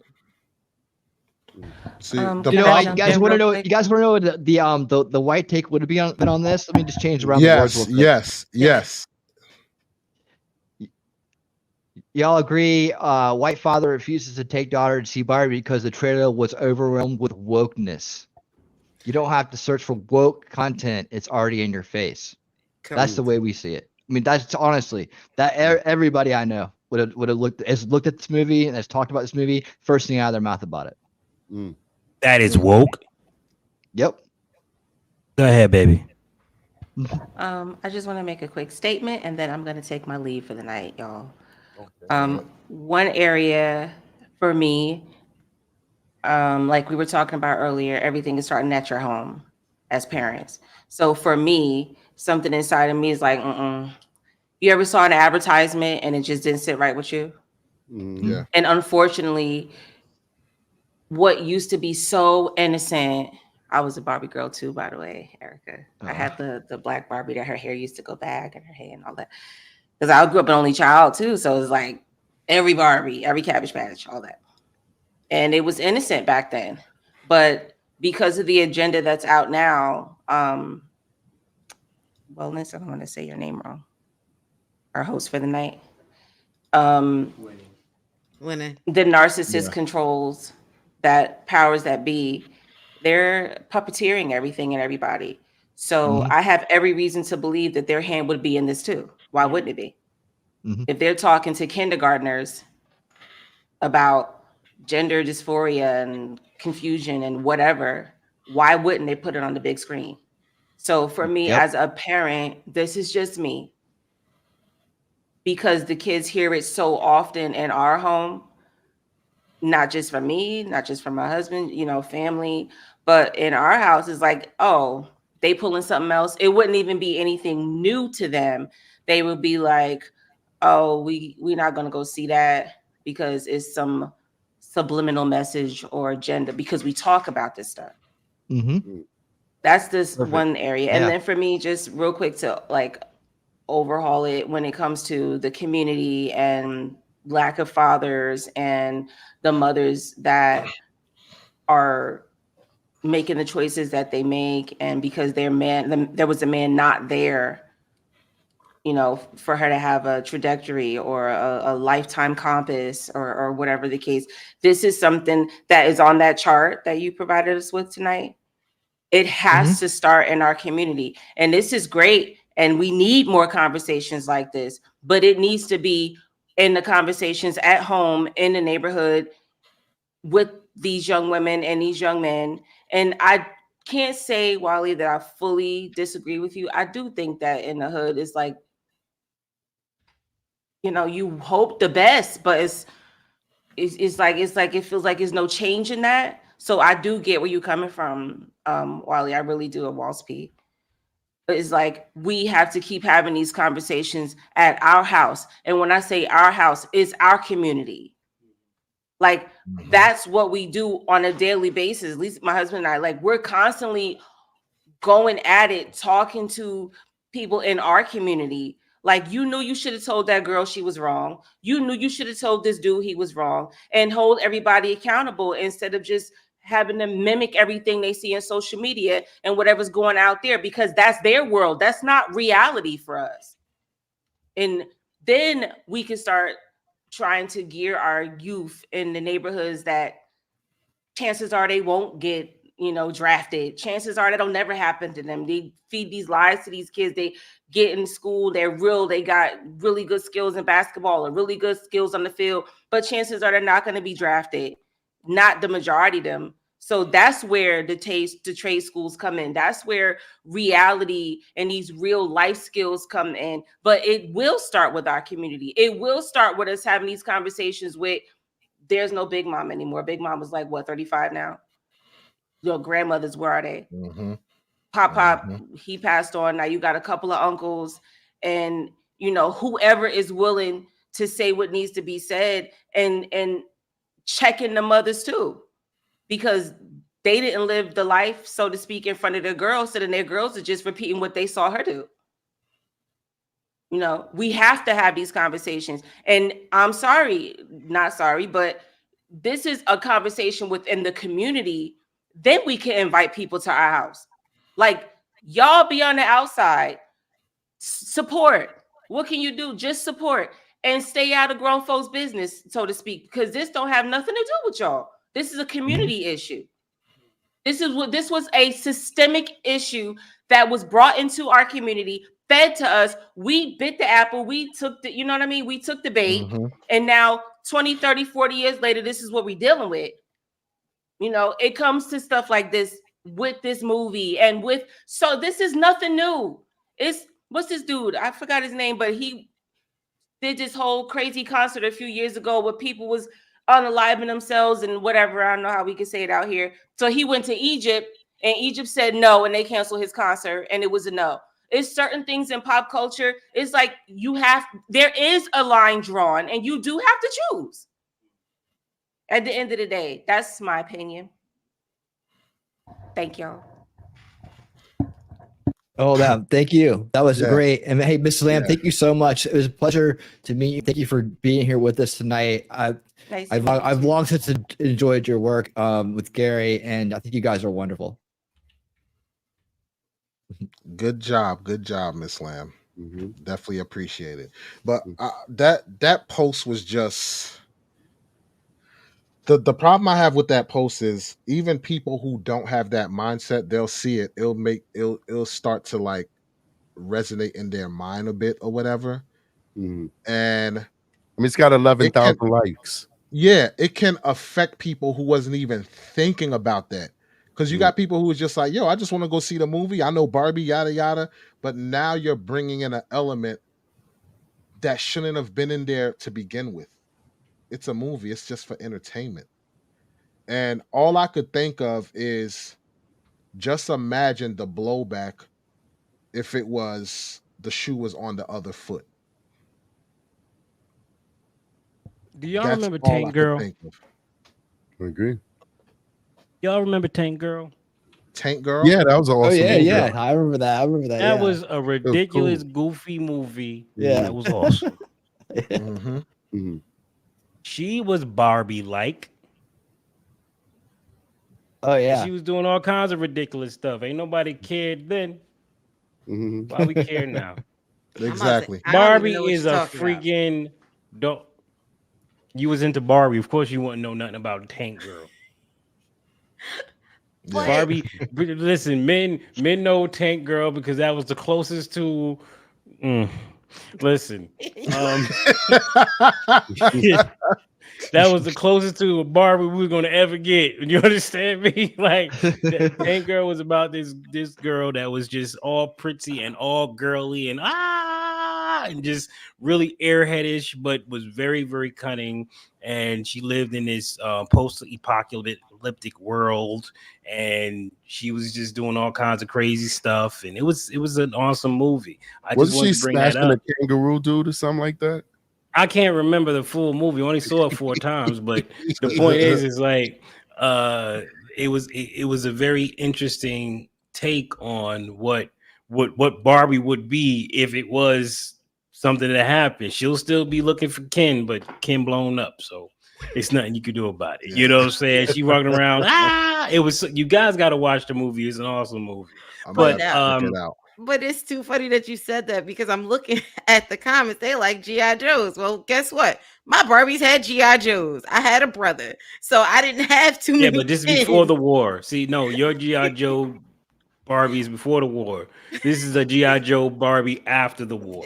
You understand? No. What I'm saying is, you know how they usually go Barbie goes with Ken? No, my Barbie had G.I. Joes with Kung Fu grip. Because I had a brother. So I didn't have a Ken playing with Barbie. It was, this the closest thing you gonna get. You gonna get these It was action Barbie. figures. Barbie, you gonna be with Cobra Commander, and that's it. Yes, right? and that's what it was. Because with having, you know, he had to have his boy toys. So it's like, well, we gonna play together. So your boy toys and my girl toys. Wasn't there multiple Barbies? Yep. So it's like, okay, this Barbie, you go with. But I had a lot of them. He had a lot of G.I. Joes. This Barbie, you go with Serpentor. This Barbie, like I remember the one with the red. Like I can remember the one with the little red face. He had a red face and had a little cover. But I'm like, think about it. If you had multiple kids in the household, a lot of times they were going to play with each other anyway. So you had to figure out, you know, what the alternatives was for a boy. I couldn't give a boy a Ken doll. Well, you could, but that really wasn't what you was giving a boy in the early 90s. You was giving him Action Jacksons and G.I. Joes and, you know, some of that kind of stuff. Like I can remember some of them had like tanks and, you know, their bicycles. They didn't have as much stuff as Barbie. Like I had a dream house and campers and all types of stuff. They didn't have all of that. But we at didn't least need it. We built our houses. Well, and that's what it was. As a boy, you kind of built your own stuff. Yeah. Oh yeah. I had Skipper too. Yep. Skipper was Barbie's little sister. You also had the babysitter club with that too. Don't be living next to an abandoned apartment building. Good Lord. Boy. Now y'all having water out the windows. Y'all throwing water balloons and all types. You had some fun in there. I wasn't like that strategic. Don't look at me like that. Nah, I'm getting ready to get up out of here. Yeah. I just have before you get out of here, I just have a question, right? And, sure. I guess strategic, you could answer first before you split or whatever. Okay. That post did have over 11,000 likes. Right. So because people want to believe it's true. But one can argue that that's what a lot of black folks think. That's what we want to do, but that ain't happening. There was a lot of people in there who were African American. You know, their avatars, their pictures are black, or we assume that they're black. Yeah, who were disagreeing. You know, that's not a 11,000 likes is a lot, but it's also not a poll. No, it's not. Know 60,000 black people looked at it, was like, this is bullshit, and just chose not to react to it. There's also no dislike, so we can't see what the ratio of people who don't like it are. But I gotta say that yes, you know, we talk in the community. We have friends. We are part of the community. There's a lot of our family members and our friends who think like this, who are brainwashed into believing that, you know, everything is about race. And, you know, I think this was a great conversation. So I'm gonna segue my answer into my exit. Only I wish I could stay longer, but wifey and my daughter's at a Beyonce concert. So it's just me and my son. And my son is 4 years old. For those of you who don't know, he has been so patient with me. I told him Daddy's doing a live. He's like, okay, I'll watch my iPad. But look how long we've been on live, and it's almost midnight. Yeah. So I got to do the right thing and go put him to bed and all that stuff. You know what I mean? I got you, brother. That's awesome. Family comes first. Absolutely, always. I just want to say, strategic. You make me want to be a better man. and what I gotta say, strategic is I still don't appreciate how you messed up my video, but man, I ain't going front. I'm mad as hell about that too. I was all googly eyed. I had the heart in the eyes, bro. I had the heart. I was like, oh, that really happened? Wow.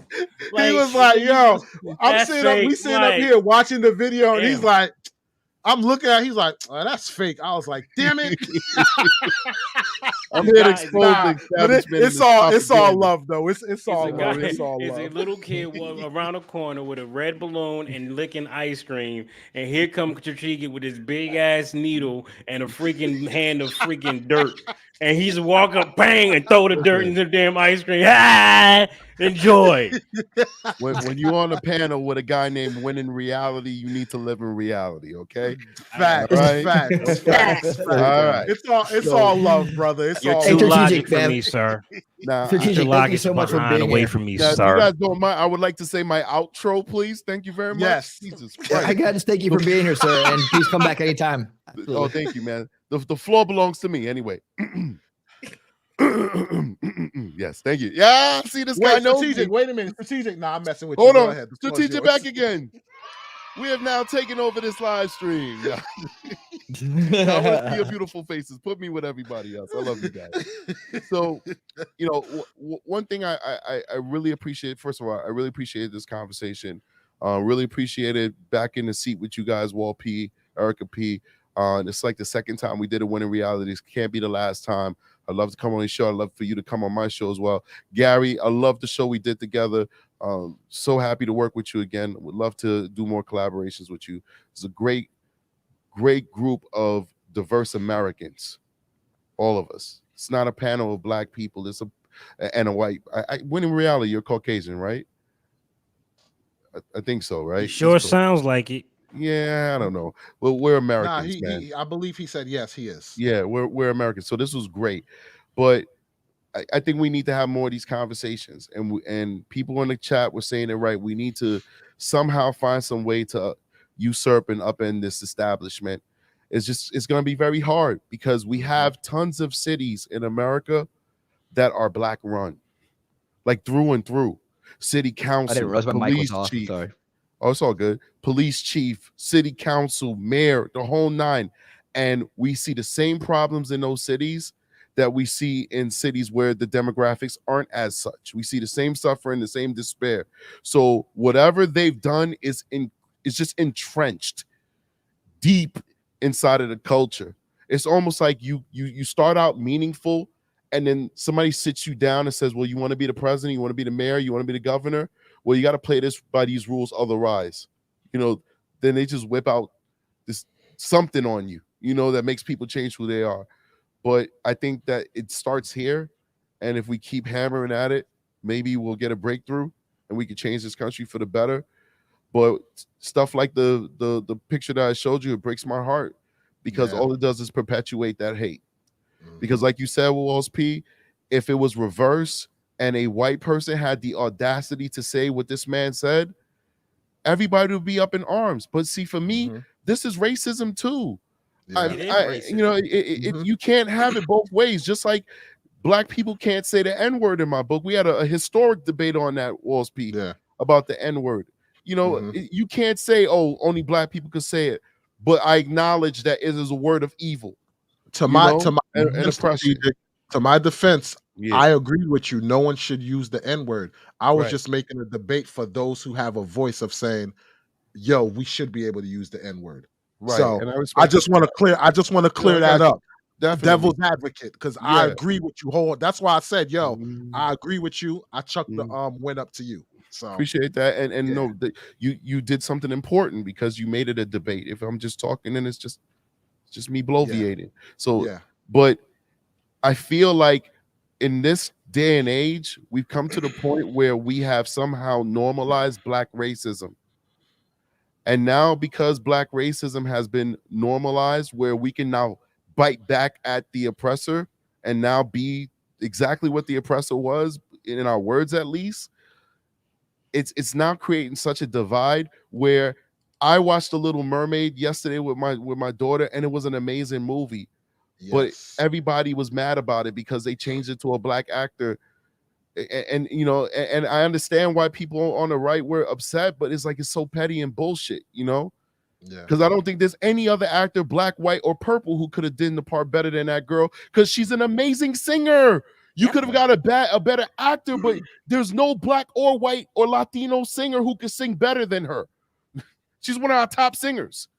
You know, so it's like we're spoiling so much things for each other because we just living in this tribalistic world of us versus them and black versus white, and it's happening on both sides. And I think until we start acknowledging that it's on both sides, and I acknowledge that one side does have a little bit more power than the other side, but once we acknowledge that it's not right for a black person to say something like what this man said on Instagram, just like it's not right for a white person to say something like that, I don't think it's going to be even more difficult for us to set this country right. It can't be lopsided, in my opinion.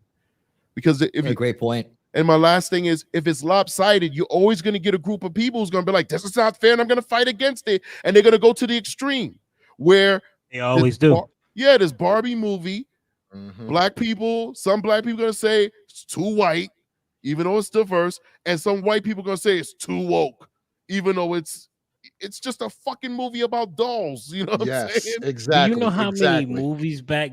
Okay, we was just talking about, go take your ass to Tubi and look at the movies that's way back when machine and see how diverse it was then. It wasn't diverse at all. We had no problem with it. We used to make jokes about why is it that the black person always is the first to go? We knew he was out of here. Then Hollywood caught on and actually started letting some of them live, but letting us know that it's a joke that they let them live. Right. It'd be a That's serious the funny part. movie, It was beautiful. and they let the I black loved it. serious ass movie. We crying, and they let the black guy live and be like, "Yeah, black man lived this." I time. loved it though. Let It you was know. like breaking the fourth wall or something. I loved it. Yeah, like dude, like I don't know what the solution is, guys, but we ain't gonna figure it out on this live. So I gotta go and be a dad. I'll see you guys later. Thanks for the love and support. Good Peace. night. Yep, absolutely. Have a good night, Take care, strategic. guys. Have a great night. You too. Definitely was a pleasure. But yeah, Are we wrapping it up now? Yeah, I agree with everything he said, man. But yeah, like he said, until we understand one another and actually take blame on each side, that's when we can actually come to an understanding and progressing forward. I wholeheartedly agree with that 1000%. I agree with that too, and also sticking up for each other in the right ways too. Yes, you know? yes. See, and another thing too is I hate this concept of just because this person did wrong and is black, I gotta not hold them accountable and say, oh no, I'm black. I'm gonna ride with you, or I'm gonna pick your side just because of your skin color matches mine. No, bad behavior is bad behavior. Call it out. Yep. If I see one of my brothers and sisters, and when I say brothers and sisters, that's any race, black, Latino. If I see any of my brothers and sisters acting out, I'm going to call it out. I'm not just going to say, well, yeah, since that person was Asian and this is the American, I'm going to be on the American side. No, you was messed up. You need to apologize to that man. You need to apologize to that woman. We need to stop this indoctrination of, oh, just because this person is a representation of me, I have to back them up through hell or high water. And we need to back up people that are holding them accountable. Yes. Whoever it is, you know, facts in every circumstance. And there's a lot of times people need to be held accountable and they're not, just because of what you're talking about. And at those times, that's when the role model leadership needs to step up. And then you have full support behind you. I don't think that's anything that's ever been thought about or done before. Maybe feeling like you guys feel like number two. You feel outnumbered by the voices that want the division, or that want the victimhood, or that are bought into the scam, right? Yeah. Those people, you know, and that you need to know that you have a support system too. So when you stand up to do the right thing, that, you know, there's a bunch of people standing behind you that believe in the same thing, and that we're all just one people. You know, agree. That's what I think that the role model leadership is about. You know, it's about elevating people like yourselves and others, groups around the country, around the world, elevating them, right? So they're the loud majority voice in that community, and that's who people are listening to. And yeah, it may be a challenge. We may have a lot of work to do, but everybody here, I think we're all on the same page about that, and you guys are on the right track already. You're already out ahead of it. You're way ahead of it, you know. And it's coming up at the right time when it's needed the most, you know. And so I like to I know. If you guys have had a good time now, I've had a great time. This has been Oh, a I had phenomenal a show. I had an phenomenal amazing time. time. This was Amazing time. amazing, man. This was amazing. Can't be the last time, too. Definitely can't be Yeah, the man. last time. Oh no, we've Yeah. already You know, discussed this. This is not the Yeah. last time. We're gonna be Yeah. bringing a lot more time. So we already had that conversation. You know how Yeah. I am, Yeah. Wally P. You know, Oh, I yeah. called this man. I contacted this man 15 times. I got the text messages. I was sitting here like, we're gonna make this work. I know he was like, Dang, he keep getting on my last nerve. Why he bothering me again? Why you want to talk to me again? I told you we will talk at 8:30. I don't that's what you said. Yeah. I want to talk Yep. to you more because I got Yeah. more no, things. I we can love do. that energy. I love the energy Yeah, and yo. enthusiasm. Are you kidding me? I Yeah. love it. I love it. Bring Yeah. it on. I'm Yeah. Bring it exhausted on. Yeah. because I do things. And That's you know tired. what? At the end of the day, it was well worth it. And I hope everybody in the chat found that it was well worth it also. I hope everybody in the chat I sure enough looked do. at Yeah. stuff, from a different perspective, maybe learned a couple of things, hopefully it opened their eyes a bit, maybe it gave a perspective of, oh, I didn't realize that's how this person saw it. I didn't realize how that person saw it. Hopefully it, bridged the gap, even Just if a it's a little bit. little bit, even Because if it's a little bit, that I goes want a to say long something. way. All the young women, all the young ladies, women, and female folk that's on the live. I'm very. I've done some bad. I've done some bad. Okay, Yeah. you might go and see some of my other videos, and get lost. Put me on the big screen. I like that. Yeah. Okay. There you go. Listen, you might decide to go and see some of my other videos and ask the question, why is he always talking about women? Because my biggest problem. And I want y'all to understand quite clearly, you wouldn't be a problem if I didn't love you. I love every last one of you, but you're wrong in many cases. I know we wrong too, but y'all wrong. Yeah. We can only fix your wrong right now because it's your wrong that needs to be fixed. That's how I look at it on the relationship side, which is why I have that lovely young woman over there that keep me balanced. Okay. She makes sure I don't go all the way up. Baby, don't say that. No, don't say that. You're gonna piss everybody off. Don't say that. But I can't. Well, is it a way I can say it where it won't piss people off? Yeah, but that definitely ain't it. And she will keep me in check. Sometimes a video might get away from me. It just get away from me. I hit the upload button too fast, and then by the time I figured it out, they done got 3,000 views, and they saying, Gary, I thought I knew you, and that's my fault. I just want y'all to understand that I love you. All right, so take me off the big screen. I'm done. All right. And I was gonna say, all I you got got any last? We never got the last words out of. Go ahead. The only thing I'll say is the way I see things now was not how I saw things when I first got onto YouTube. I've been doing YouTube. Well, we've been doing YouTube for almost 3 years now. Almost 3 years. And if you go back and look at older videos and stuff, you're going to see I had a different perspective. But as I got to know people, speak to people, collaborate with other content creators, do some research, soul searching, it got to the point now, if I see something, I do my research just to see if whatever it is that I'm looking at, does it have some truth to it? Where did it come from? XYZ. Once I started doing that, it opened my eyes and made me see the world from a different perspective. And this is the Walls P that you see here now, that has this kind of perspective on life. Because again, the victimhood mentality, I had that mentality. I did. I'm not even going to BS you and say, nah, I'd never had. No, but it took a lot of growth to get to this point. And once you get to that point, it's like mind blowing. It just opened your eyes.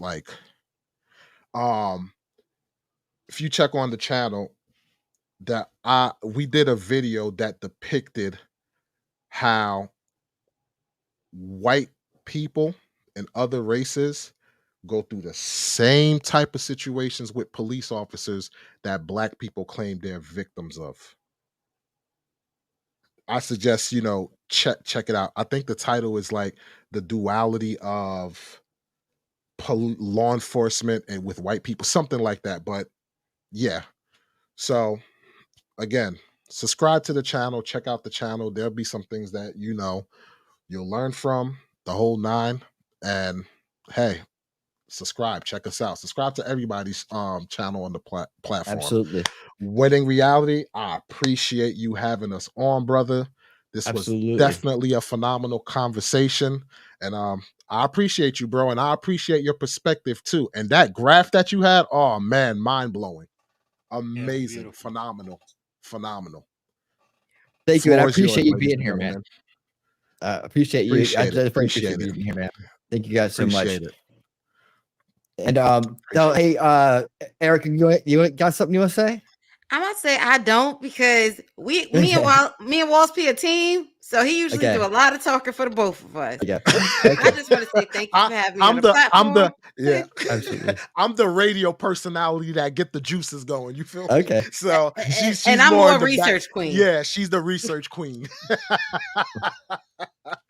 Awesome. Yeah. Yeah, you guys are great, man. I've really been enjoying your shows, man. And you guys are on over the target, man.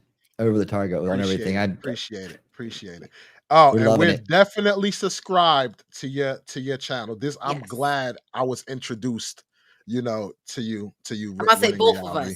Even though we're a team, both of us subscribe. Yeah, both of us. Yeah. Awesome. Thank you. Yeah. So definitely, I will be looking at your content. Definitely. Awesome, man. You know what you remind me of, Erica? What? You remind me of Sherman's mother. You remind me of my Jeep. No, stop. You remind me of something, and I just can't think of what it is. You remind me of my Jeep, 3 flat tires. You remind me of my house. I live in the projects. You saw how I hit them notes, brother? I need to get a record deal. It's too much. But yeah, this was great. Take us home, Winnie. Take us home. Hey, now Gary, brother. Now Gary, man, you haven't had a chance to really go off and say a bunch tonight, man. You sure you don't have something built up you want to? No, I'm fine. You all good? I usually when I'm in a live, I usually sit back and enjoy and let everybody go, because I'm a content creator. So while y'all are saying things, I'm thinking about how I can chop this up and make it a video for everybody to enjoy. So when I have my points, I'm gonna cut in your points and I'm gonna cut in my questions. It's gonna be popping when I do it. Don't just relax. I know that. I gotta sit back and really. I do videos. Y'all do the lives. I do videos. Okay, I'm not a live person. I don't like to talk out of the side of my head. So I'm usually quiet during the live. Well, I'll tell you what, man. The producer. All right, I gotta tell you what though. This is like one of those moments though. Get streaming with Gary Lamb, coming from when I first got turned on to your content, to really enjoying it, to seeing that thing in you, man, seeing that role model leadership quality in you, to actually doing a stream with you. It's been awesome, dude. I'm really happy to know you guys, and happy to have finally it's wow. I never would have imagined it when I first met you online, that I'd actually get to meet you and actually have a conversation with you like this. And it's one of those moments. Those moments you check off on the list and go like, oh yeah, man, I streamed with Gary Lamb, man. And I know that may sound weird to hear. I'm nobody, boy. Like, what's wrong with you, dude? But you're a great person. You're a great individual. I know. I know, right? I ain't done nothing yet, man. Hold on. Let's stop. Let me make millions of dollars before you say I'm just honored to be around you. Yeah. Let me make some millions of dollars, okay? Now, look, I'm just saying, honored to finally stream with you and get to have a conversation with you, man. Let me get I'm trying to be real about it in the chat before you say I'm just honored to be streaming with you. No, but you're a good man, dude. And that's what I'm talking about there. I appreciate it. Thank you. I'm one of those guys that I love it. I love when I love when people praise me like that. I truly do. It's awkward. This is very awkward. I had the same problem. I gotta sound humble, right? Yeah, exactly. Yeah. Yeah, you piece of look. You know what? Yo, I can't have no fun. No, you All right, cannot. So I'm So be you serious know the me. whole You time. know me. You know me on a personal level, so you can. This my serious face. Well, hey guys,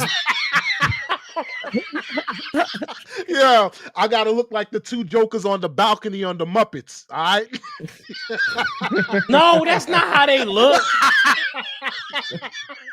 They be cracking the hella jokes. They be cracking They laugh, the but jokes. afterwards they're like, Like they got that. Yo, they got permanent mean mugging eyebrows. Like word is born. Them dudes on the balcony be looking mean as I don't know what. And they old I respect jokers that too. talking trash. Grumpy old men. Well, I mean, we're gonna be grumpy old men soon. Yeah. We're gonna be. Well, no, I don't want to be grumpy. I want to be happy.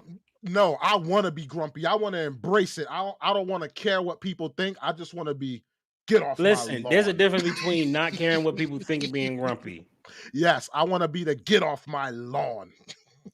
Thank you, Tom. I want to really appreciate you saying that. I want to complain about everything. The paper boy threw the paper too hard. Somebody left water in. Did it break a window? The answer is no. He didn't throw it hard enough. It bent a blade of grass.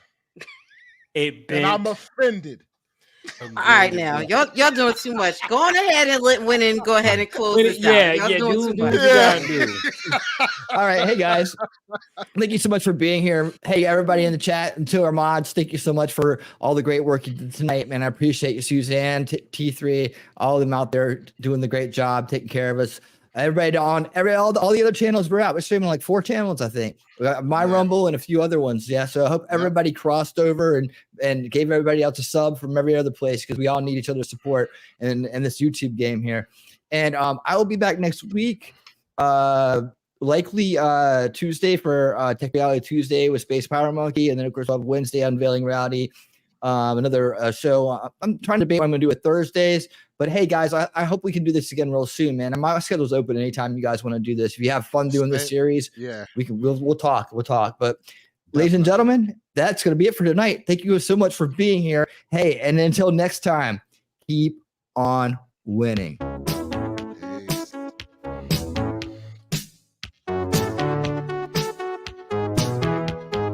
It's time to take a stand and repair our history. Thomas Sowell has shown us the way. It's time to start winning reality.